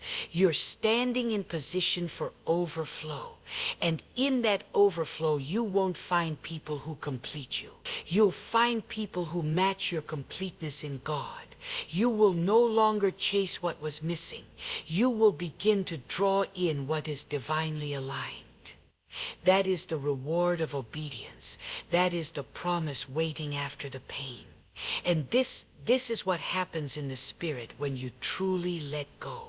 There is a depth to God's wisdom that we simply cannot reach while we're clinging to what feels familiar. Letting someone go isn't just an act of walking away. It's a step towards something infinitely greater, something beyond what your present mind can fully understand. It's trusting that God sees the path ahead with a clarity and purpose far beyond your own. When you release what doesn't align with your divine assignment, you're stepping into a sacred exchange. You're trading emotional instability for spiritual insight. You're surrendering chaos for kingdom clarity. And in that surrender, your soul cries out, God, I trust you more than I trust my own emotions. Here's the truth. Holding on to the wrong person isn't just emotionally exhausting. It's spiritually distracting. Every second spent tied to what pulls you out of alignment is a moment miss walking in the fullness of what God has ordained for you. And understand this, God will not compete with the attachments you refuse to surrender. If you long to go deeper in your purpose, clearer in your hearing, letting go is not abandonment, is purification. It centers your spirit. And God always meets you in that center with peace, with vision, with unwavering conviction. Some people were never meant to walk with you forever. They were sent to awaken what still needed healing inside you. They were mirrors showing you your own insecurity, your silent hunger for validation, your hidden reluctance to surrender fully to God. So when they walk away, it's not rejection, it's revelation. And what you uncover in that revelation becomes the sharpening stone for your spiritual growth. Because God doesn't always teach us through gentle blessings. Sometimes He teaches through the breaking. And hear me clearly, God will allow your heart to break if it means saving your soul. Because not every relationship is devon or spiritual distractions disguised as companionship. They may appear safe, even beautiful, but behind the surface they rob you of focus. They fill space that God designed for peace, and being too close made it impossible to see the slow erosion of your spirit. But the love of God is too fierce to let you stay blind. He disrupts your comfort. Hear clear, unwavering voice of God. You align yourself with the frequency of truth. There is nothing more perilous than being out of sync with God while clinging emotionally to someone who is not aligned with His will. Such attachment becomes a fortress, a stronghold in your spirit. But strongholds are meant to be torn down, not with bitterness or anger, but with faithful obedience. You must declare, God, even when it hurts, even when I don't understand, I choose your will. That declaration is your liberation. It breaks cycles. It silences the lies that convince you need someone more than you need God. Letting go does not mean you stop loving. It means you begin to love rightly. You love God above all else. You love yourself enough to protect your soul. You love your calling enough to defend your peace. And when you embrace this shift, your whole life starts to change. Your habits shift. Your conversations become different. Your boundaries grow firm because you are no longer living for approval. You are living for alignment. To those who feel stuck in indecision, hear this clearly. The longer you delay obedience, the heavier your spirit becomes. The signs are all around you. The unrest, the repetitive conflicts, the mismatch in values. This is not a passing phase. This is God's voice telling you, what once served you is now holding you back. No amount of prayer can make right. What God has already shown you is wrong. You cannot pray peace into a relationship that God is calling you to release. Do not underestimate the blessings found in letting go. You gain spiritual clarity. You gain strength that does not depend on anyone else's presence. You build a relationship with God that no one can interfere with. And most importantly, you reclaim yourself, the healed, whole, focused version anchored deeply in divine truth. You are not made to live in confusion. You are not designed to be manipulated, diminished, or drained. You are called to rise, to walk in strength, and to move forward with purpose. And anything that hinders, that must be surrendered. There will always be a voice questioning you. What if I'm wrong? What if I'm letting go too soon? But remember, God does not lead through torment. He leads in peace. When you release what is wrong, peace floods your spirit. That is your confirmation. Peace is not the absence of pain. It is the presence of obedience. And when you live in obedience, you walk in authority. Authority over your emotions, authority over your surroundings. You hold authority over every voice that once made you doubt yourself. Do not fear the silence that follows obedience. In that quiet space, God will speak louder than ever before. You will meet him in the stillness. You will find him in the calm. In what you feared losing in that release, God will replace with something deeper, richer, and eternal. He never removes without replacing. He never takes without giving more. Not always in the way you expect, but always in a way far better. You must believe that what God has planned ahead is worth the discomfort of leaving behind what he's calling you to release. You must trust that peace is waiting on the other side of pain. And you must believe that when God asks you to let someone go, it's because he's making room for something sacred, something that won't confuse you, something that won't drain your spirit, something that will walk with you, not pull you away from who you were created to be. Letting go isn't giving up, it's giving in. Giving in to the whispers God has spoken to your soul in moments of clarity. Giving in to the truth you already know. Giving in to the calling you've delayed for too long. And when you give in, you don't fall apart. You rise up. You rise with fresh strength. You rise with renewed vision. You rise with a spirit no longer bound by fear. You are not too late. You are not too broken. You are not beyond repair. God is still with you. His presence hasn't left you. His purpose for your life remains steadfast. If you trust him, if you follow his leading, if you let go of what isn't meant for you, you will enter a season of divine realignment. A season where every step is directed. Every door opens with purpose. Every relationship reflects your obedience. There is holiness in surrender. Not surrender to weakness, but surrender to wisdom. When God leads you to let go, you are not falling. You are being set apart. You are being consecrated because the journey God calls you to walk requires clean hands and a pure heart. A spirit free from confusion, compromise, and emotional turmoil. God cannot pour into a vessel. It is felt deeply in the heavens. When you release what God never ordained, you are declaring your allegiance to the unseen mighty hand that orchestrates your life. Some people were never meant to journey with you. They were sent to awaken something within your soul.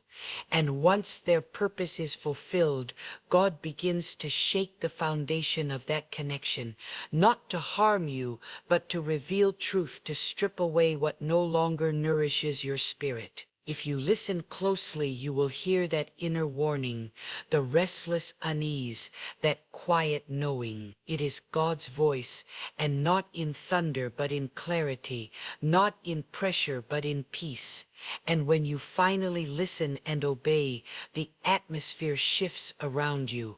There is power in release. Power that breaks cycles, power that shatters spiritual stagnation, power that restores your identity. Because when you let go, you reclaim what you had surrendered. Your voice, your joy, your clarity, your discernment. You stop second-guessing yourself just to keep peace with those sent to test you, not bless you. You refuse to lower your standards, to hold on to someone who does not honor them. You rise in that rising, shakes the foundations built on compromise.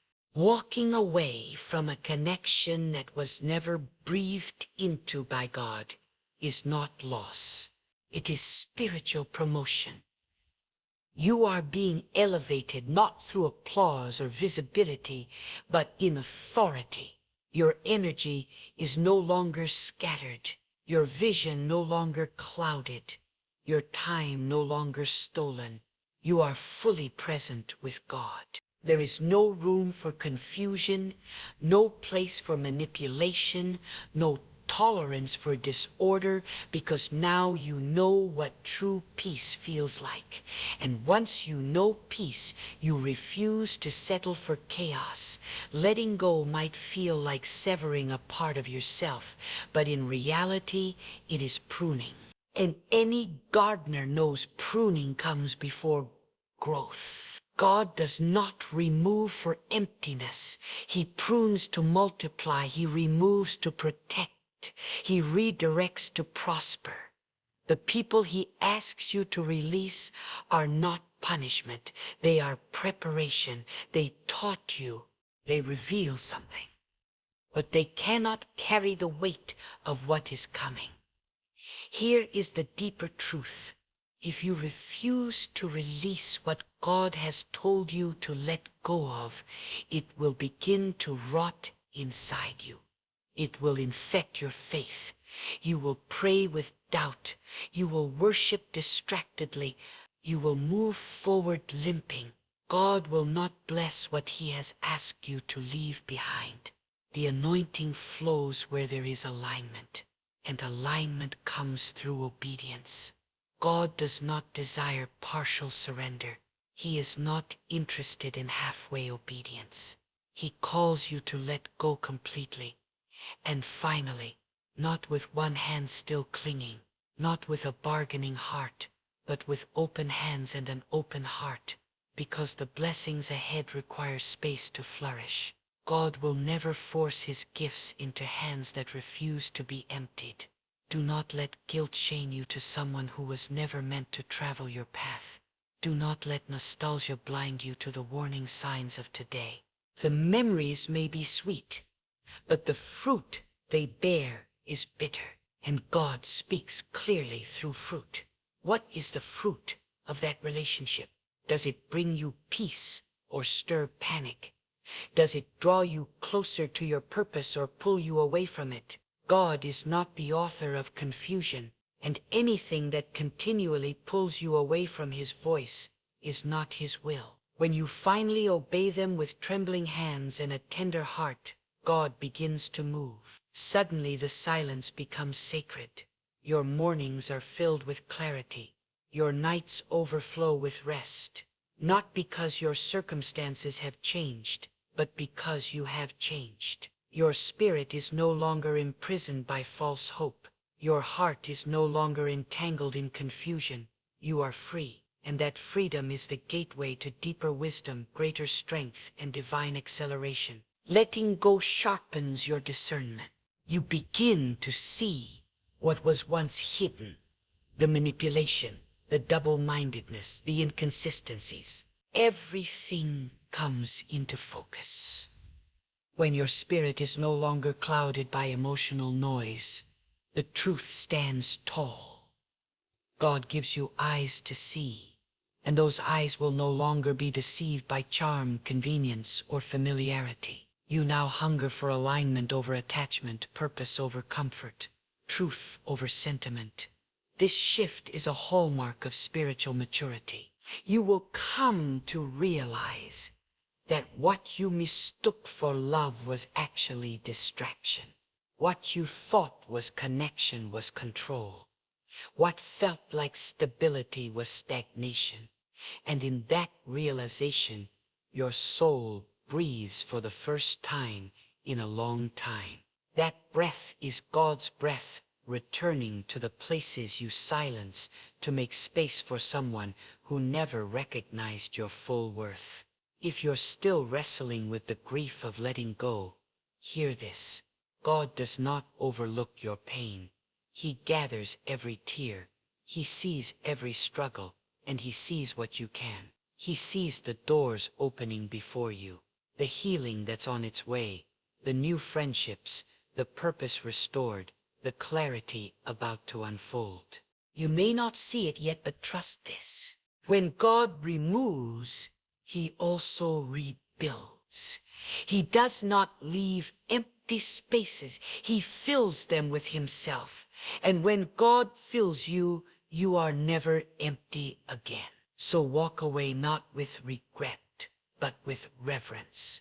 Walk away not as a victim, but as a vessel being purified by God, a vessel being prepared, a vessel no longer willing to carry what was never part of his divine plan. Walk in strength, walk in truth, walk knowing this. Obedience today is the seed that will bring overflow tomorrow. And when you let go, it only will you be free. You will be fully, undeniably positioned for the next move of God. There comes a moment in every life when silence speaks louder than any response. When holding back is greater than lashing out.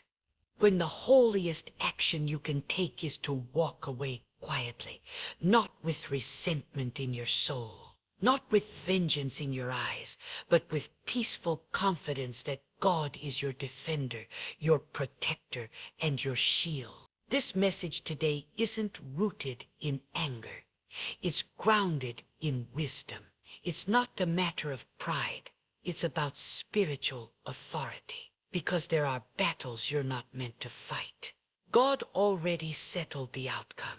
You don't need to explain yourself to those who never had the heart to understand you. You don't need to keep nurturing connections that only deplete your spirit. The most powerful thing you can do right now is stop reacting and start releasing. Let them go not with noise but with divine calm. Sometimes the most thunderous statement is complete stillness. Sometimes your absence speaks volumes more than any words ever could. There are people who feed off your energy, who find satisfaction in seeing you lose your peace. But the moment you choose silence, you regain your spiritual footing. When you walk away, you recover your peace. And when you release them quietly, you make a bold declaration to the heavens and to your own soul. I trust God more than I trust my feelings. I refuse to let someone else's chaos disturb the sanctuary of my spirit. And God saw what they whispered behind closed doors. He knows the masks they wore, the kindness to your face, the betrayal behind your back. He heard the falsehoods, the manipulation, the ridicule. And while your heart may cry for justice, let your spirit cry for surrender. Because God doesn't require your reaction. He's asking for your obedience. Too often in defending yourself, you delay what God intended to do. When you try to make them feel the pain they caused you, you unintentionally stand in the way of divine justice. God doesn't need your help. He desires your surrender. There are people God gently nudged you to release long ago, but you clung to hope, didn't you? You thought maybe they'd change, maybe they'd realize your worth, maybe they'd finally apologize. Maybe they'd love you rightly. And now here you are, weary, let down, and left behind again. How many times will you return to what fractured you before you recognize that God is calling you out of that cycle? That's not love, it's captivity. That's not grace itself, abandonment. And God never created you to be someone's emotional trash bin or spiritual punching bag. Let them go, not in bitterness but in healing, not with pride, but with the blessed assurance that God goes with you. Because some people were only meant for a season, not your full story. They were part of your shaping, not your future. And when their purpose in your life is past, you must be willing to release them in peace. You don't need to curse them. You don't need to expose them. Just remove yourself quietly and let God handle the rest. Let Him deal with their heart, their conscience, their soul. You don't need to stain your hands trying to make things right. God is the righteous judge, the great equalizer, and He will repay in His time. Reaction is a trap set by the enemy. His goal is to lure you out of character, to stir your flesh, to push you into forfeiting the very peace God gave you. But when you resist the urge, when you remain still amid the storm, you send a declaration into the spirit realm. I am no longer led by my emotions. I am anchored in the authority of God. I will not let the enemy have the satisfaction of seeing me spiral. I will not entertain dysfunction. I will not bleed for the amusement of those who only came to watch me fall. I will guard my peace because my peace is not passive. It is power. There is strength in stillness. There is dignity in release. There is holy power in walking away without noise. Not because you lacked love, but because you finally walk in clarity. You have come to understand. Your energy is sacred. Your time is limited.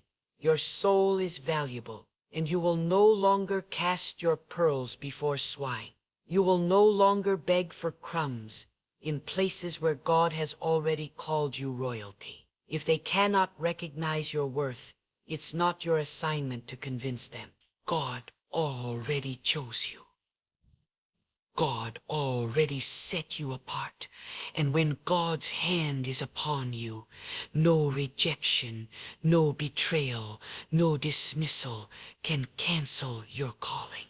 Some people still have access to you only because you keep giving them the key. You keep answering their calls, responding to their drama, allowing your boundaries to bend until they break. But the time has come. Enough is enough. Draw the line. Teach your soul how to let go. Teach your heart that true love doesn't require constant pain. God never asked you to stay tied to toxicity. He never asked you to prove your loyalty to dysfunction. Some of you hesitate to cut people off because you don't want to be seen as unkind. But let me assure you, your healing is not an offense. Your growth is not a betrayal. Your boundaries are not cruelty. They are stewardship. Release them without a scene. Detach without an announcement. Let your silence carry the weight your words no longer need to bear, because silence uncovers what noise tries to disguise. In stillness, the conscience awakens. In silence, the soul begins to feel. And what you could never articulate with 1,000 explanations, God will communicate through your absence. Some people will only recognize your value when your presence becomes memory. Some will only honor your faithfulness after they experience life without your constancy. So let God teach them what your love once gave them for free. Stop trying to fix what God is clearly ending. Stop resuscitating relationships that God already buried for your protection. Stop breathing life into situations that were meant to stay in the grave. When God shuts a door, He's not asking for your input.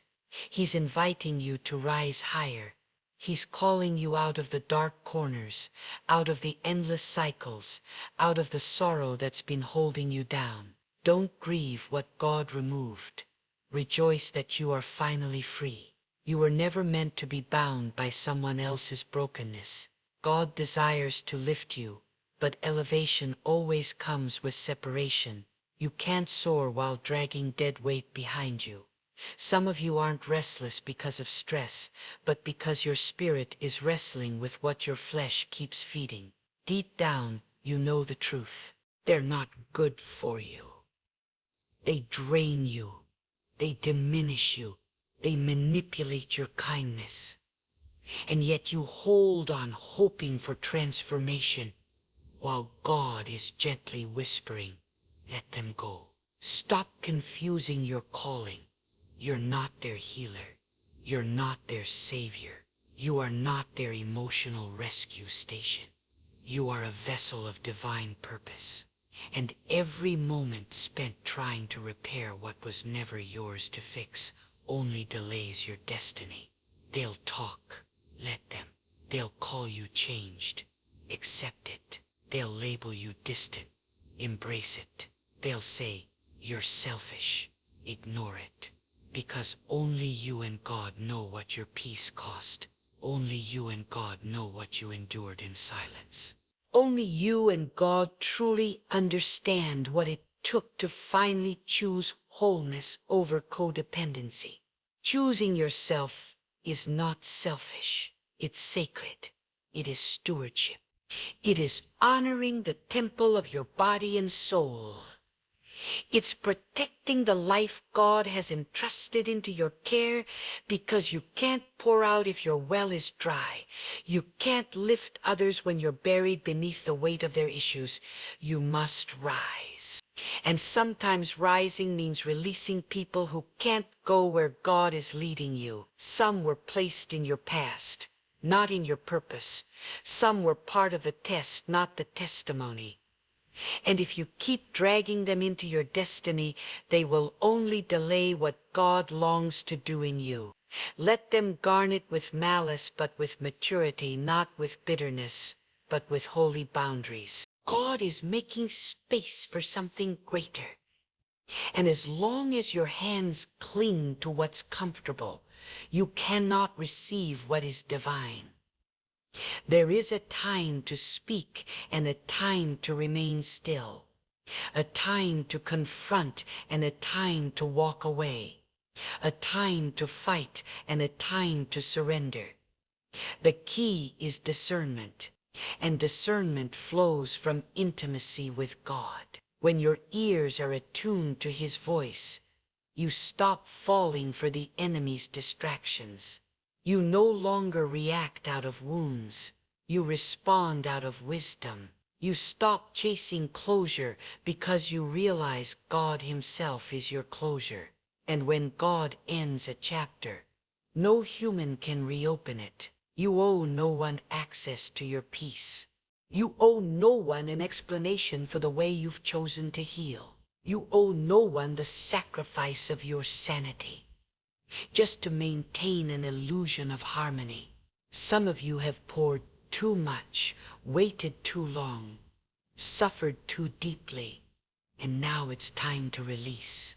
Not in bitterness, not in vengeance, but in holy reverence for the God who is calling you out of what no longer honors Him. He is whispering to your weary soul, be still and know that I am your defender.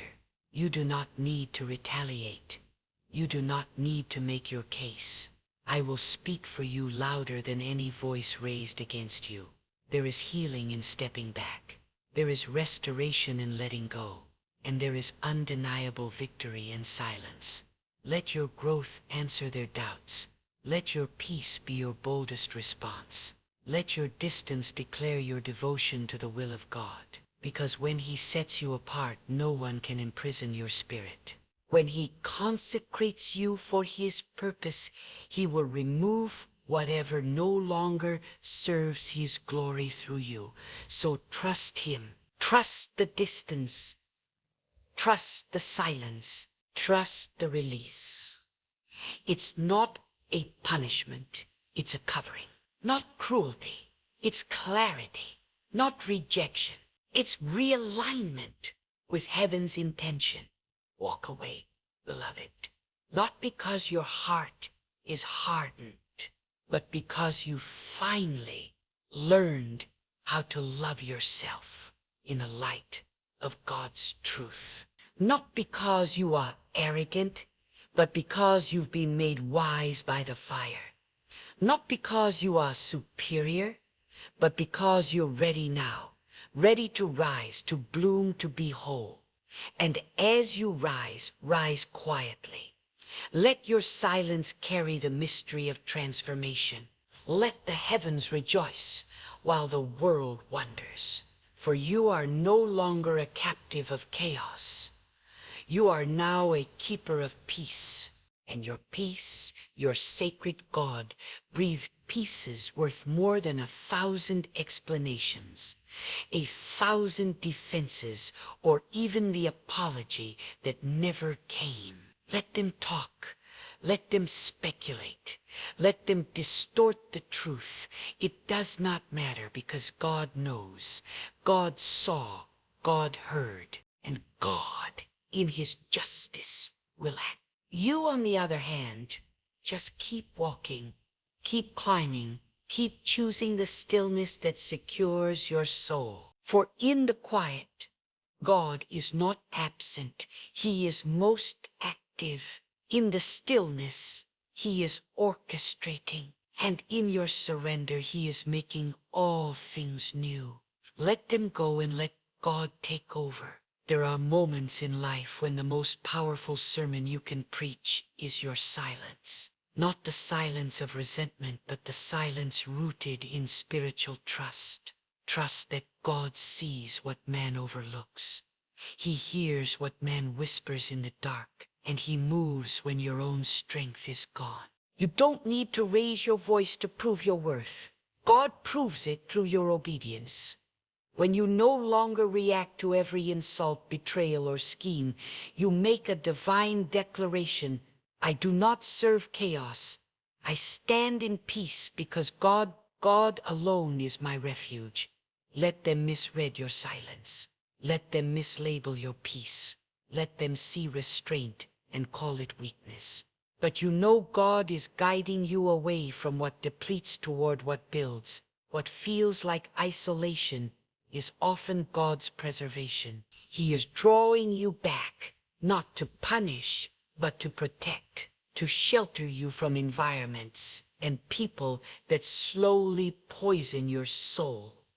It may look like you're losing relationships, but in truth, you are gaining divine clarity. Because when God subtracts from your life, it's not always loss. It's often multiplication in disguise. He is removing what hinders so he can establish what's holy. God never called you to chase those who disregard your spirit. He did not fashion you to beg for connection where only confusion grows. The more you strive to be seen by people unwilling to honor you, the more you lose sight of the worth God already stamped upon your life. Stop explaining your heart to those committed to misunderstanding it. God isn't asking you to be understood.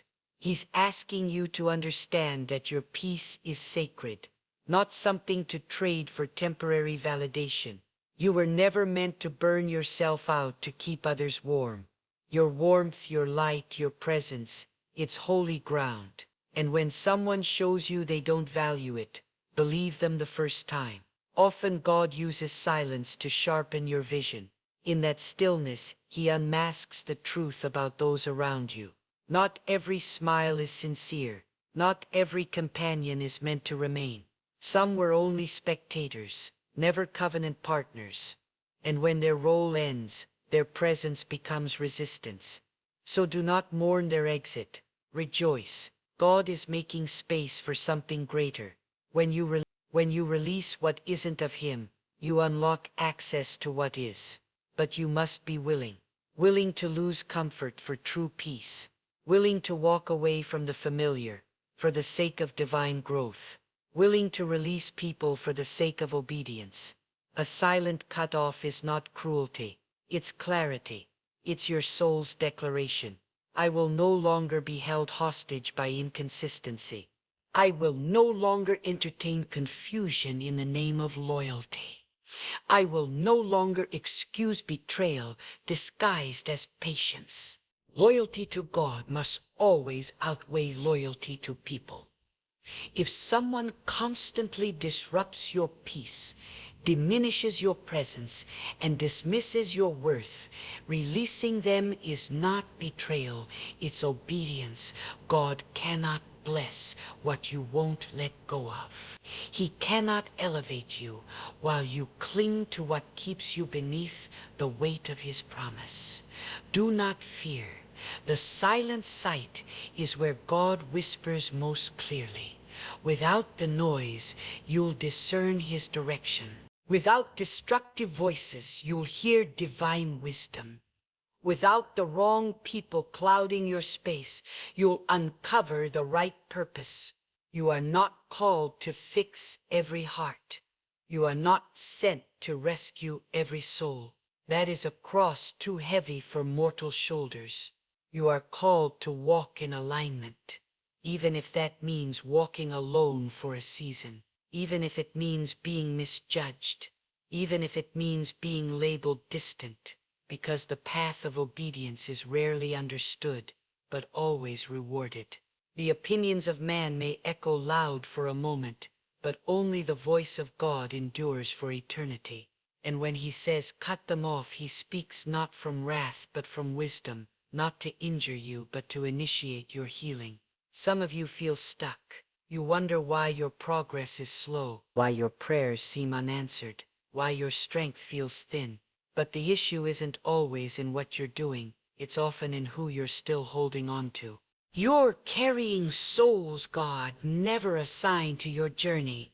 You're using bricks not meant for your foundation.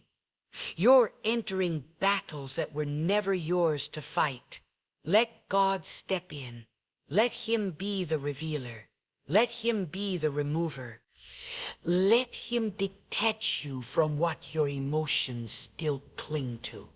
There is power in stepping back, power in letting God unveil the truth you are afraid to see. Your worth is not tied to how someone treats you. Their inability to honor you says more about their blindness than your value. If someone rejects you, it doesn't mean you're lacking. It may mean they're spiritually blind. If someone leaves, don't call it abandonment. It might just be divine intervention.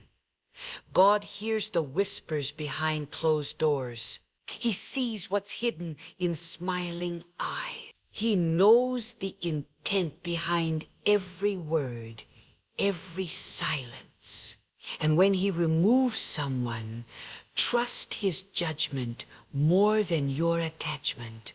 Bless them in your heart, but let them go with your action. No curses, no resentment, just quiet release. Not halfway, but wholly. No more secret check-ins. No more leniency after repeated wounds. No more revisiting doors. God himself is sealed. And when you walk away, let it be final. Leave with resolve. Cut ties with peace and not with drama, not with emotional debris, but with quiet dignity. Because this isn't just about walking away from someone, it's about walking toward. And when you arrive in that sacred stillness, you'll discover that the peace you prayed for was never in their apology. You were never designed to survive in the chaos they brought. You were created to thrive in the peace God pours. And that peace begins with a bold, quiet decision to stop investing in what drains you, to stop returning to what never filled you, to stop shrinking your worth, to accommodate what refuses to rise. The one who chooses silence over reaction is not weak. They are wise. The one who walks away instead of retaliating is not passive. They are powerful, because nothing rattles the enemy more than a soul that refuses to lose its peace. When you stop reacting, you stop fueling the fire. When you stop responding, you cut off the oxygen supply to the enemy's agenda. And when you disconnect in silence, you shift your gaze from the problem to the provider, from the distraction to the deliverer, from the chaos to the creator. So let your life speak without words. Let your quietness be your testimony. Let your composure become your resistance. Let your transformation be the loudest response. You don't need to retaliate. You just need to keep building your integrity, building your faith, building your purpose, and laying the foundation of your future. And while you build, let those who overlooked you witness your rise. Let those who misused your kindness feel the emptiness your absence leaves behind. Not out of spite, but because they must learn that God's chosen are not to be handled carelessly. You are God's investment. You are His instrument. You are His mission in motion.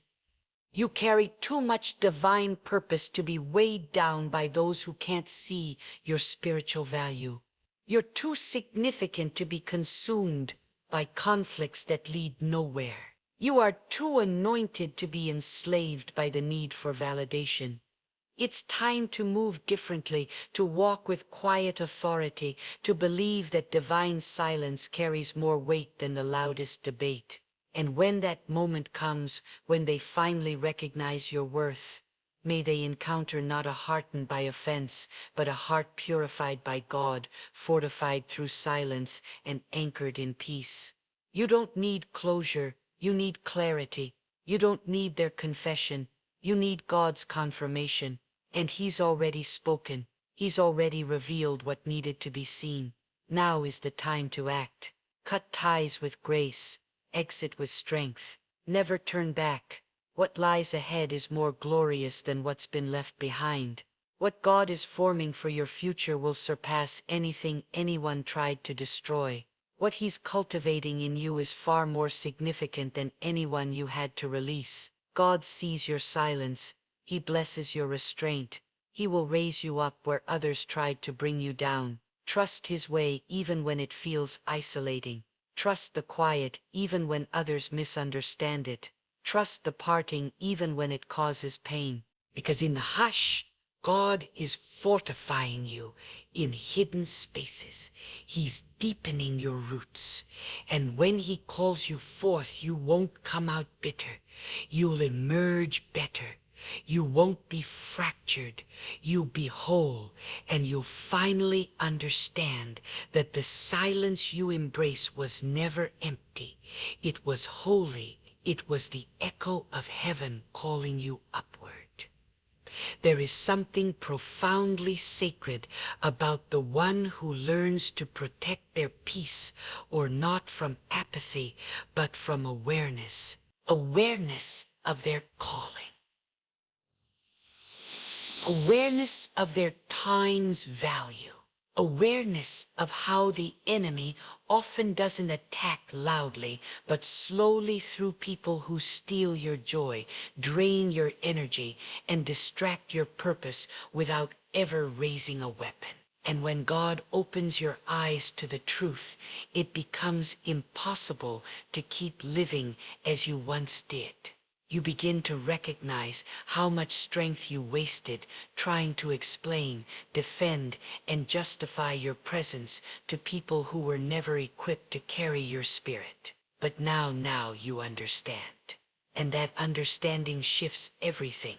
God never called you to be everything for everyone. He is not glorified by your burnout. He is not honored by your emptiness. He calls you to walk in wisdom.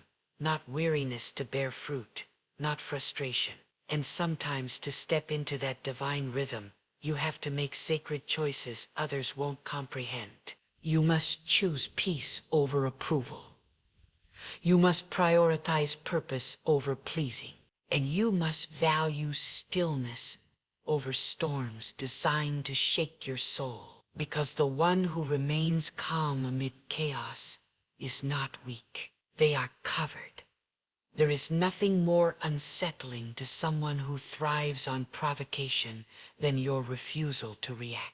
When you no longer take the bait, when you stop flinching at offenses, when you close the doors to past disturbances, you reclaim your strength. You show the world that your peace does not come from man. It flows from God. That your stability isn't found in volume, in stillness. That your courage doesn't rest in control, but in surrender.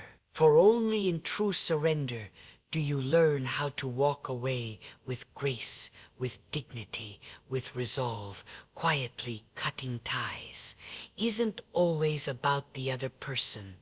It's often about you. It's about honoring that gentle nudge within that whispers. This is no longer your place, that sacred whisper, that divine tug, just God shifting your path, not out of revenge, but out of revelation where you're headed. Not everyone is meant to come. Where you're going, you'll need vision. You'll need resilience. You'll need a spirit untainted. And when someone keeps interrupting that, God will call you to let go. Not with fanfare, not with bitterness, but with quiet strength. A peace that says, I still care, but I care more about God's plan for my life. When you stop reacting, you reclaim ownership of your emotional space. You begin to starve the dysfunction that once fed on your response. And in that withholding, something divine awakens, your discernment deepens. You no longer confuse chaos for connection. You no longer misread inconsistency as care. You no longer equate volume with loyalty. Instead, you root yourself in truth. God becomes your guide.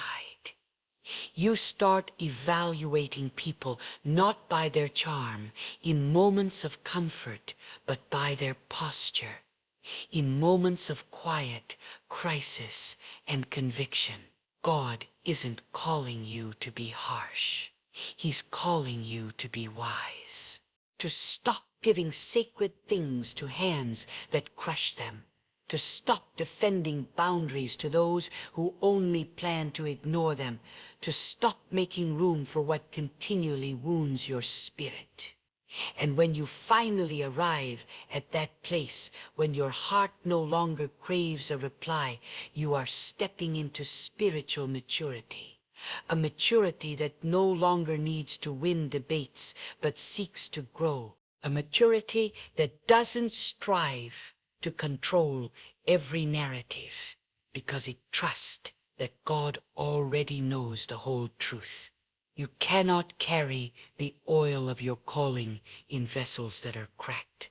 And there are people no matter how generously you love, who will only leak your peace. You pour out kindness, yet nothing holds.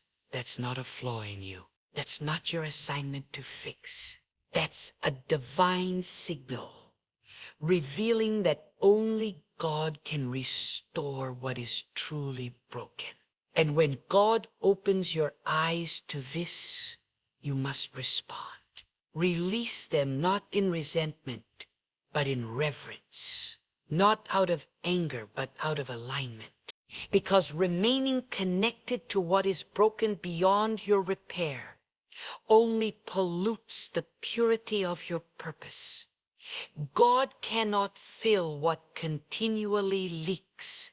He is a God of divine order, and where there is chaos, he brings correction.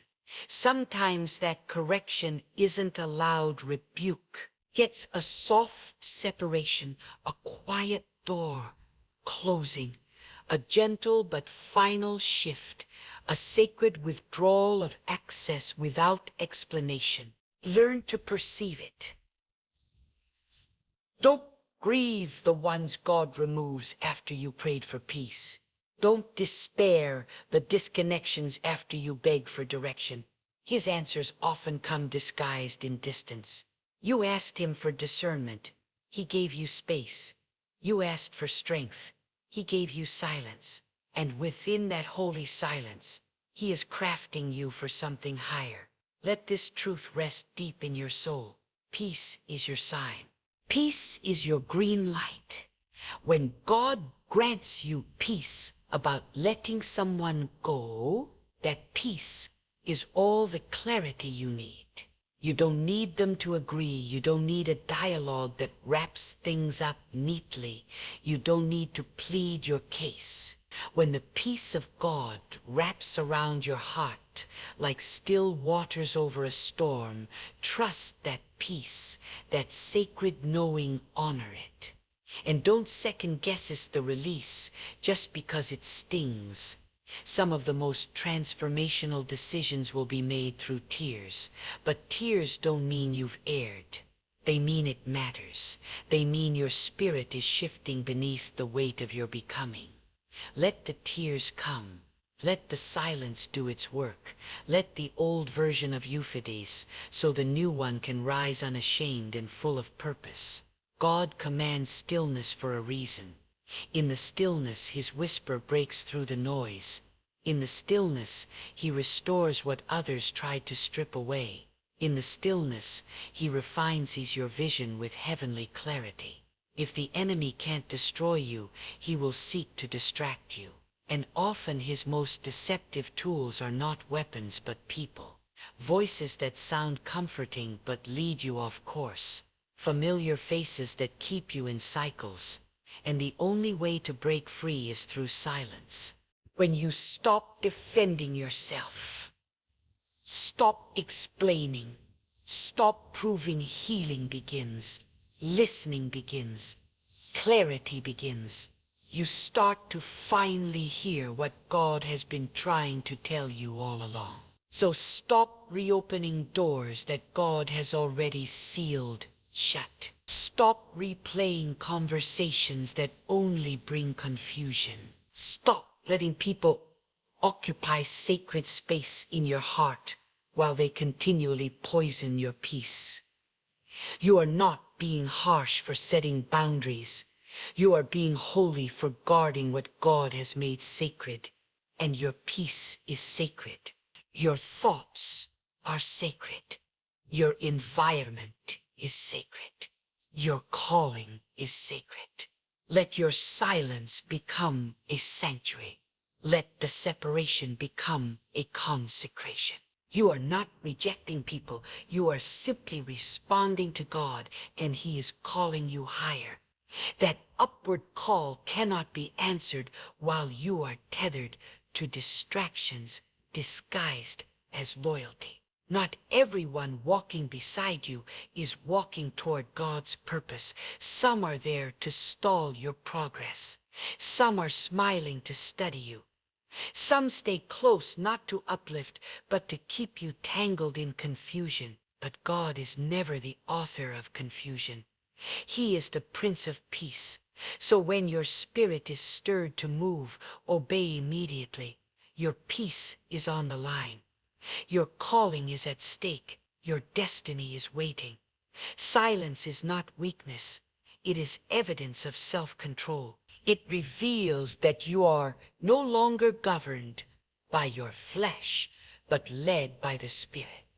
And when you walk in the Spirit, you stop reacting to distraction. You stop lending your voice to drama. You stop defending yourself to those never meant to carry your purpose. Walk away and let your life bear witness. Let your integrity be the proof. Let your future echo the quiet strength of wisdom. You are not abandoning anyone by choosing inner peace.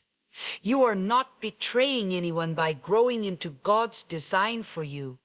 You are not selfish for stepping into the sacred silence where God awaits. Let the noise dissolve. Let the distractions fall away. Let the meaningless conversations fade. There is a holy work happening within you, and that work cannot thrive in noise, in drama, in compromise. It must happen in silence, in solitude, in sacred separation. That is where warriors are forged. That is where God equips his vessels. That is where he raises up his chosen ones.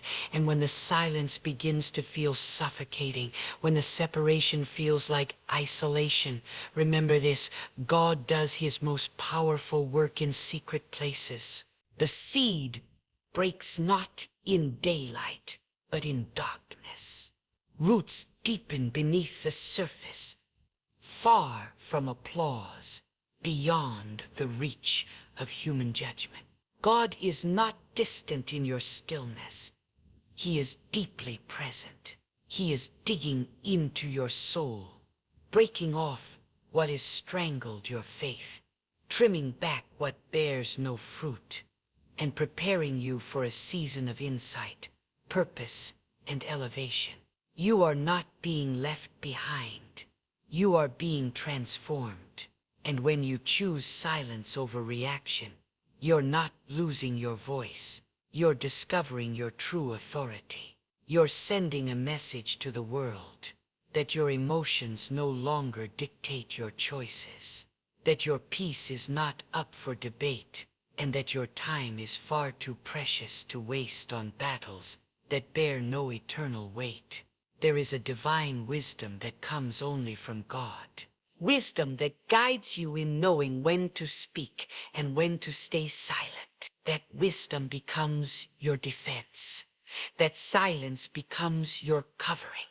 And when God surrounds you with peace, no slander, no whisper, no false story can shake your foundation. There will be those who simply cannot grasp your silence because they've never known the liberty that comes from truly letting go. They will confuse your peace with apathy, your boundaries with betrayal. But what they failed to see is this: your silence isn't about them. It's about obedience. It's about walking away from what poisons your soul, even if the world labels it as love. It's about honoring the soft whispers from heaven that say you've outgrown this space. You are not distant. You are discerning. You are not bitter. You are blooming. You are not escaping. You are elevating. God never called you to repair those who resist restoration. He never asked you to shoulder burdens he didn't place in your life. You are not meant to rescue everyone. That's not humility, pride, fueled by pain. Only God can transform hearts. Only God can open spiritual eyes. Only God can move a soul to repentance. You cannot force what only heaven can fix. So release that weight. You were never made to bleed just to keep others whole. You were formed to walk in truth, and truth, though healing, often divides. When you finally separate from what stunts your growth, be prepared. Discomfort will come. Your flesh will resist. Your thoughts will replay the good memories. Question your choices. Stir up guilt, but stand firm in the truth. Growth will often feel like grief. Elevation may resemble isolation. Refinement can ache before it heals. Trust the process. Trust the discomfort. Trust that what you are releasing can't compare to the peace God is preparing. For when God subtracts, he always replaces. When he clears, he also restores. When he removes, he also replenishes. God is not calling you to respond to every offense. He's calling you to rise above them. When confusion is sent your way, hold on to your clarity. When gossip circles around, hold fast to your grace. When your name is slandered, hold on to your silence, because silence in God's hands becomes strategy. It speaks to the enemy. You no longer have access to my peace. You no longer toy with my thoughts. You no longer steal my rest. The one who is anchored in God knows this powerful truth. No word spoken against you can ever override what God has already spoken over you. There are conflicts too small for your calling. There are conversations unworthy of your time. There are arguments that cost too much peace to engage in. And when this truth takes root in your heart, you'll stop chasing apologies. You'll stop justifying your heart. You'll stop seeking room in lives that never made space for your soul. You will move forward quietly, gracefully, with your head lifted and your spirit whole, because you are no longer seeking validation from people. You are standing in the favor of God. God isn't asking for your reaction. He's asking for your surrender. He wants to be your defender when lies twist your name. He wants to be your voice when you're misrepresented. He wants to be your justice when you're wronged in silence. He wants to be your covering when others scheme behind closed doors, and the moment you place it all in His hands, He moves on your behalf. He vindicates. He promotes. Not because you shouted the loudest, but because you trusted Him the most. Don't be afraid to let go. Don't be afraid to be misunderstood. Don't be afraid to stand alone. The company of people means little if their presence depletes your soul, but the presence of God means everything. Even when it's quiet, there's a sacred space in your soul where God resides. And when you stop responding to chaos, you begin to hear His whisper more clearly. That calm, certain voice that gently says, "You don't have to fight. I already am on." Some were only meant to challenge your boundaries. Others came to expose what still wounds you. But once the lesson is clear, the tie must be severed. Do not stay beyond the peace. Do not pour where God has pulled back His favor. Do not remain where your soul can no longer breathe. Separation is not always harshness. It's often heaven's closure. And when God shuts a door, respect it. Don't plead for it to reopen. Don't lean in to catch the sound of a voice no longer destined for your journey. Move forward. You cannot become the person God designed you to be if you continue clinging to what He's asking you to release. You won't reach your calling carrying baggage from seasons already past. Let silence purify you. Let space renew you. Let distance restore your perspective. And in that still place, God will begin to speak what you were once too overwhelmed to hear. His direction, His warning, His promises, His counsel. He is preparing you for what comes next. And that preparation demands your attention. So move quietly, but not in fear. Remove toxicity, but keep your love. Draw lines, but don't harden your heart. Step back, but intercede sincerely, because leaving is not rejection, it's redirection.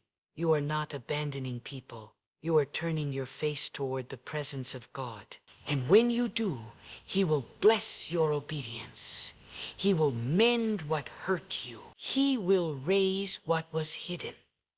And He will reveal the sacred purpose behind the silence. The world glorifies reaction. It thrives on strife. It exalts loud conflict and public spectacle. But the kingdom of God treasures peace. It honors self-control. It elevates wisdom. And in God's design, sometimes the strongest message is no message. The truest answer is peace. The loudest witness is choosing not to fight what no longer aligns with your calling. Let your life reflect the quiet strength of one who has discovered this truth. You don't always have to fight to win. Sometimes the greatest victory is found in letting go. So now I speak not just to your mind, but to your soul. The time has come, time to walk away from the noise that distracts you from your peace, time to stop reacting to what was only sent to derail your calling, time to break free from the cycles that depleted your spirit and return to the presence of God where your restoration, your clarity, and your strength are waiting. Let today be your turning point. Not through shouting, not through striving, not by proving anything, but by standing still rooted in God's strength and declaring with quiet confidence, I will no longer respond to what was sent to destroy my peace. I belong to God, and that is more than enough. Let your silence speak for you. Let your absence say what your words no longer need to justify. Let your obedience be louder than any self-defense, because the moment you stop explaining, God begins revealing. The moment you stop chasing what was never yours, God begins releasing what has always been destined for you. But you must choose. Will you continue feeding what's draining your soul? Or will you rise with heaven as your witness and walk away from everything that binds you? Do not let fear imprison your future. Do not let guilt dictate your direction. You owe no one more than what God has called you to give. Let them talk. Let them assume. Let them misinterpret your silence however they choose. Because at the end of the day, only one voice defines your life, God's. And when he whispers, come away with me, my child, come higher, you follow. No hesitation, no explanation, no audience required. The path to peace is narrow, and not everyone will understand it. But if God is walking that path with you, you will never walk in lack. Now search your heart. Who have you kept close, simply out of habit, not because of divine purpose? What noise have you allowed to linger, even though it's robbing you of peace? What spaces have you stayed in, not out of calling, but out of fear of silence? This is your invitation to surrender. Surrender the attachments. Surrender the bitterness. Surrender the need to be understood by people who were never part of your purpose. Let it all fall away, because what God has for you is sacred, and sacred things cannot survive in contaminated places. Stand for him, even when it costs you deeply, and speak with silence, knowing that God's justice will thunder louder than any argument, more accurate than any explanation, and more healing than any apology that never came. Let your peace speak on your behalf. Let your boundaries become prayers. Let your silence rise as worship. And let your life be living proof that when a soul chooses God over chaos, it finds not only power but a peace this world cannot take away. Go now with courage in your step. Go now with reverence in your spirit. Go now with unwavering confidence that when you choose quiet trust over loud reaction, you are not losing, you are rising. Heaven is watching, earth is shifting, and God, your eternal defender, is already at work on your behalf. So guard your silence, keep it holy. Walk forward, keep it steady. Hold your heart.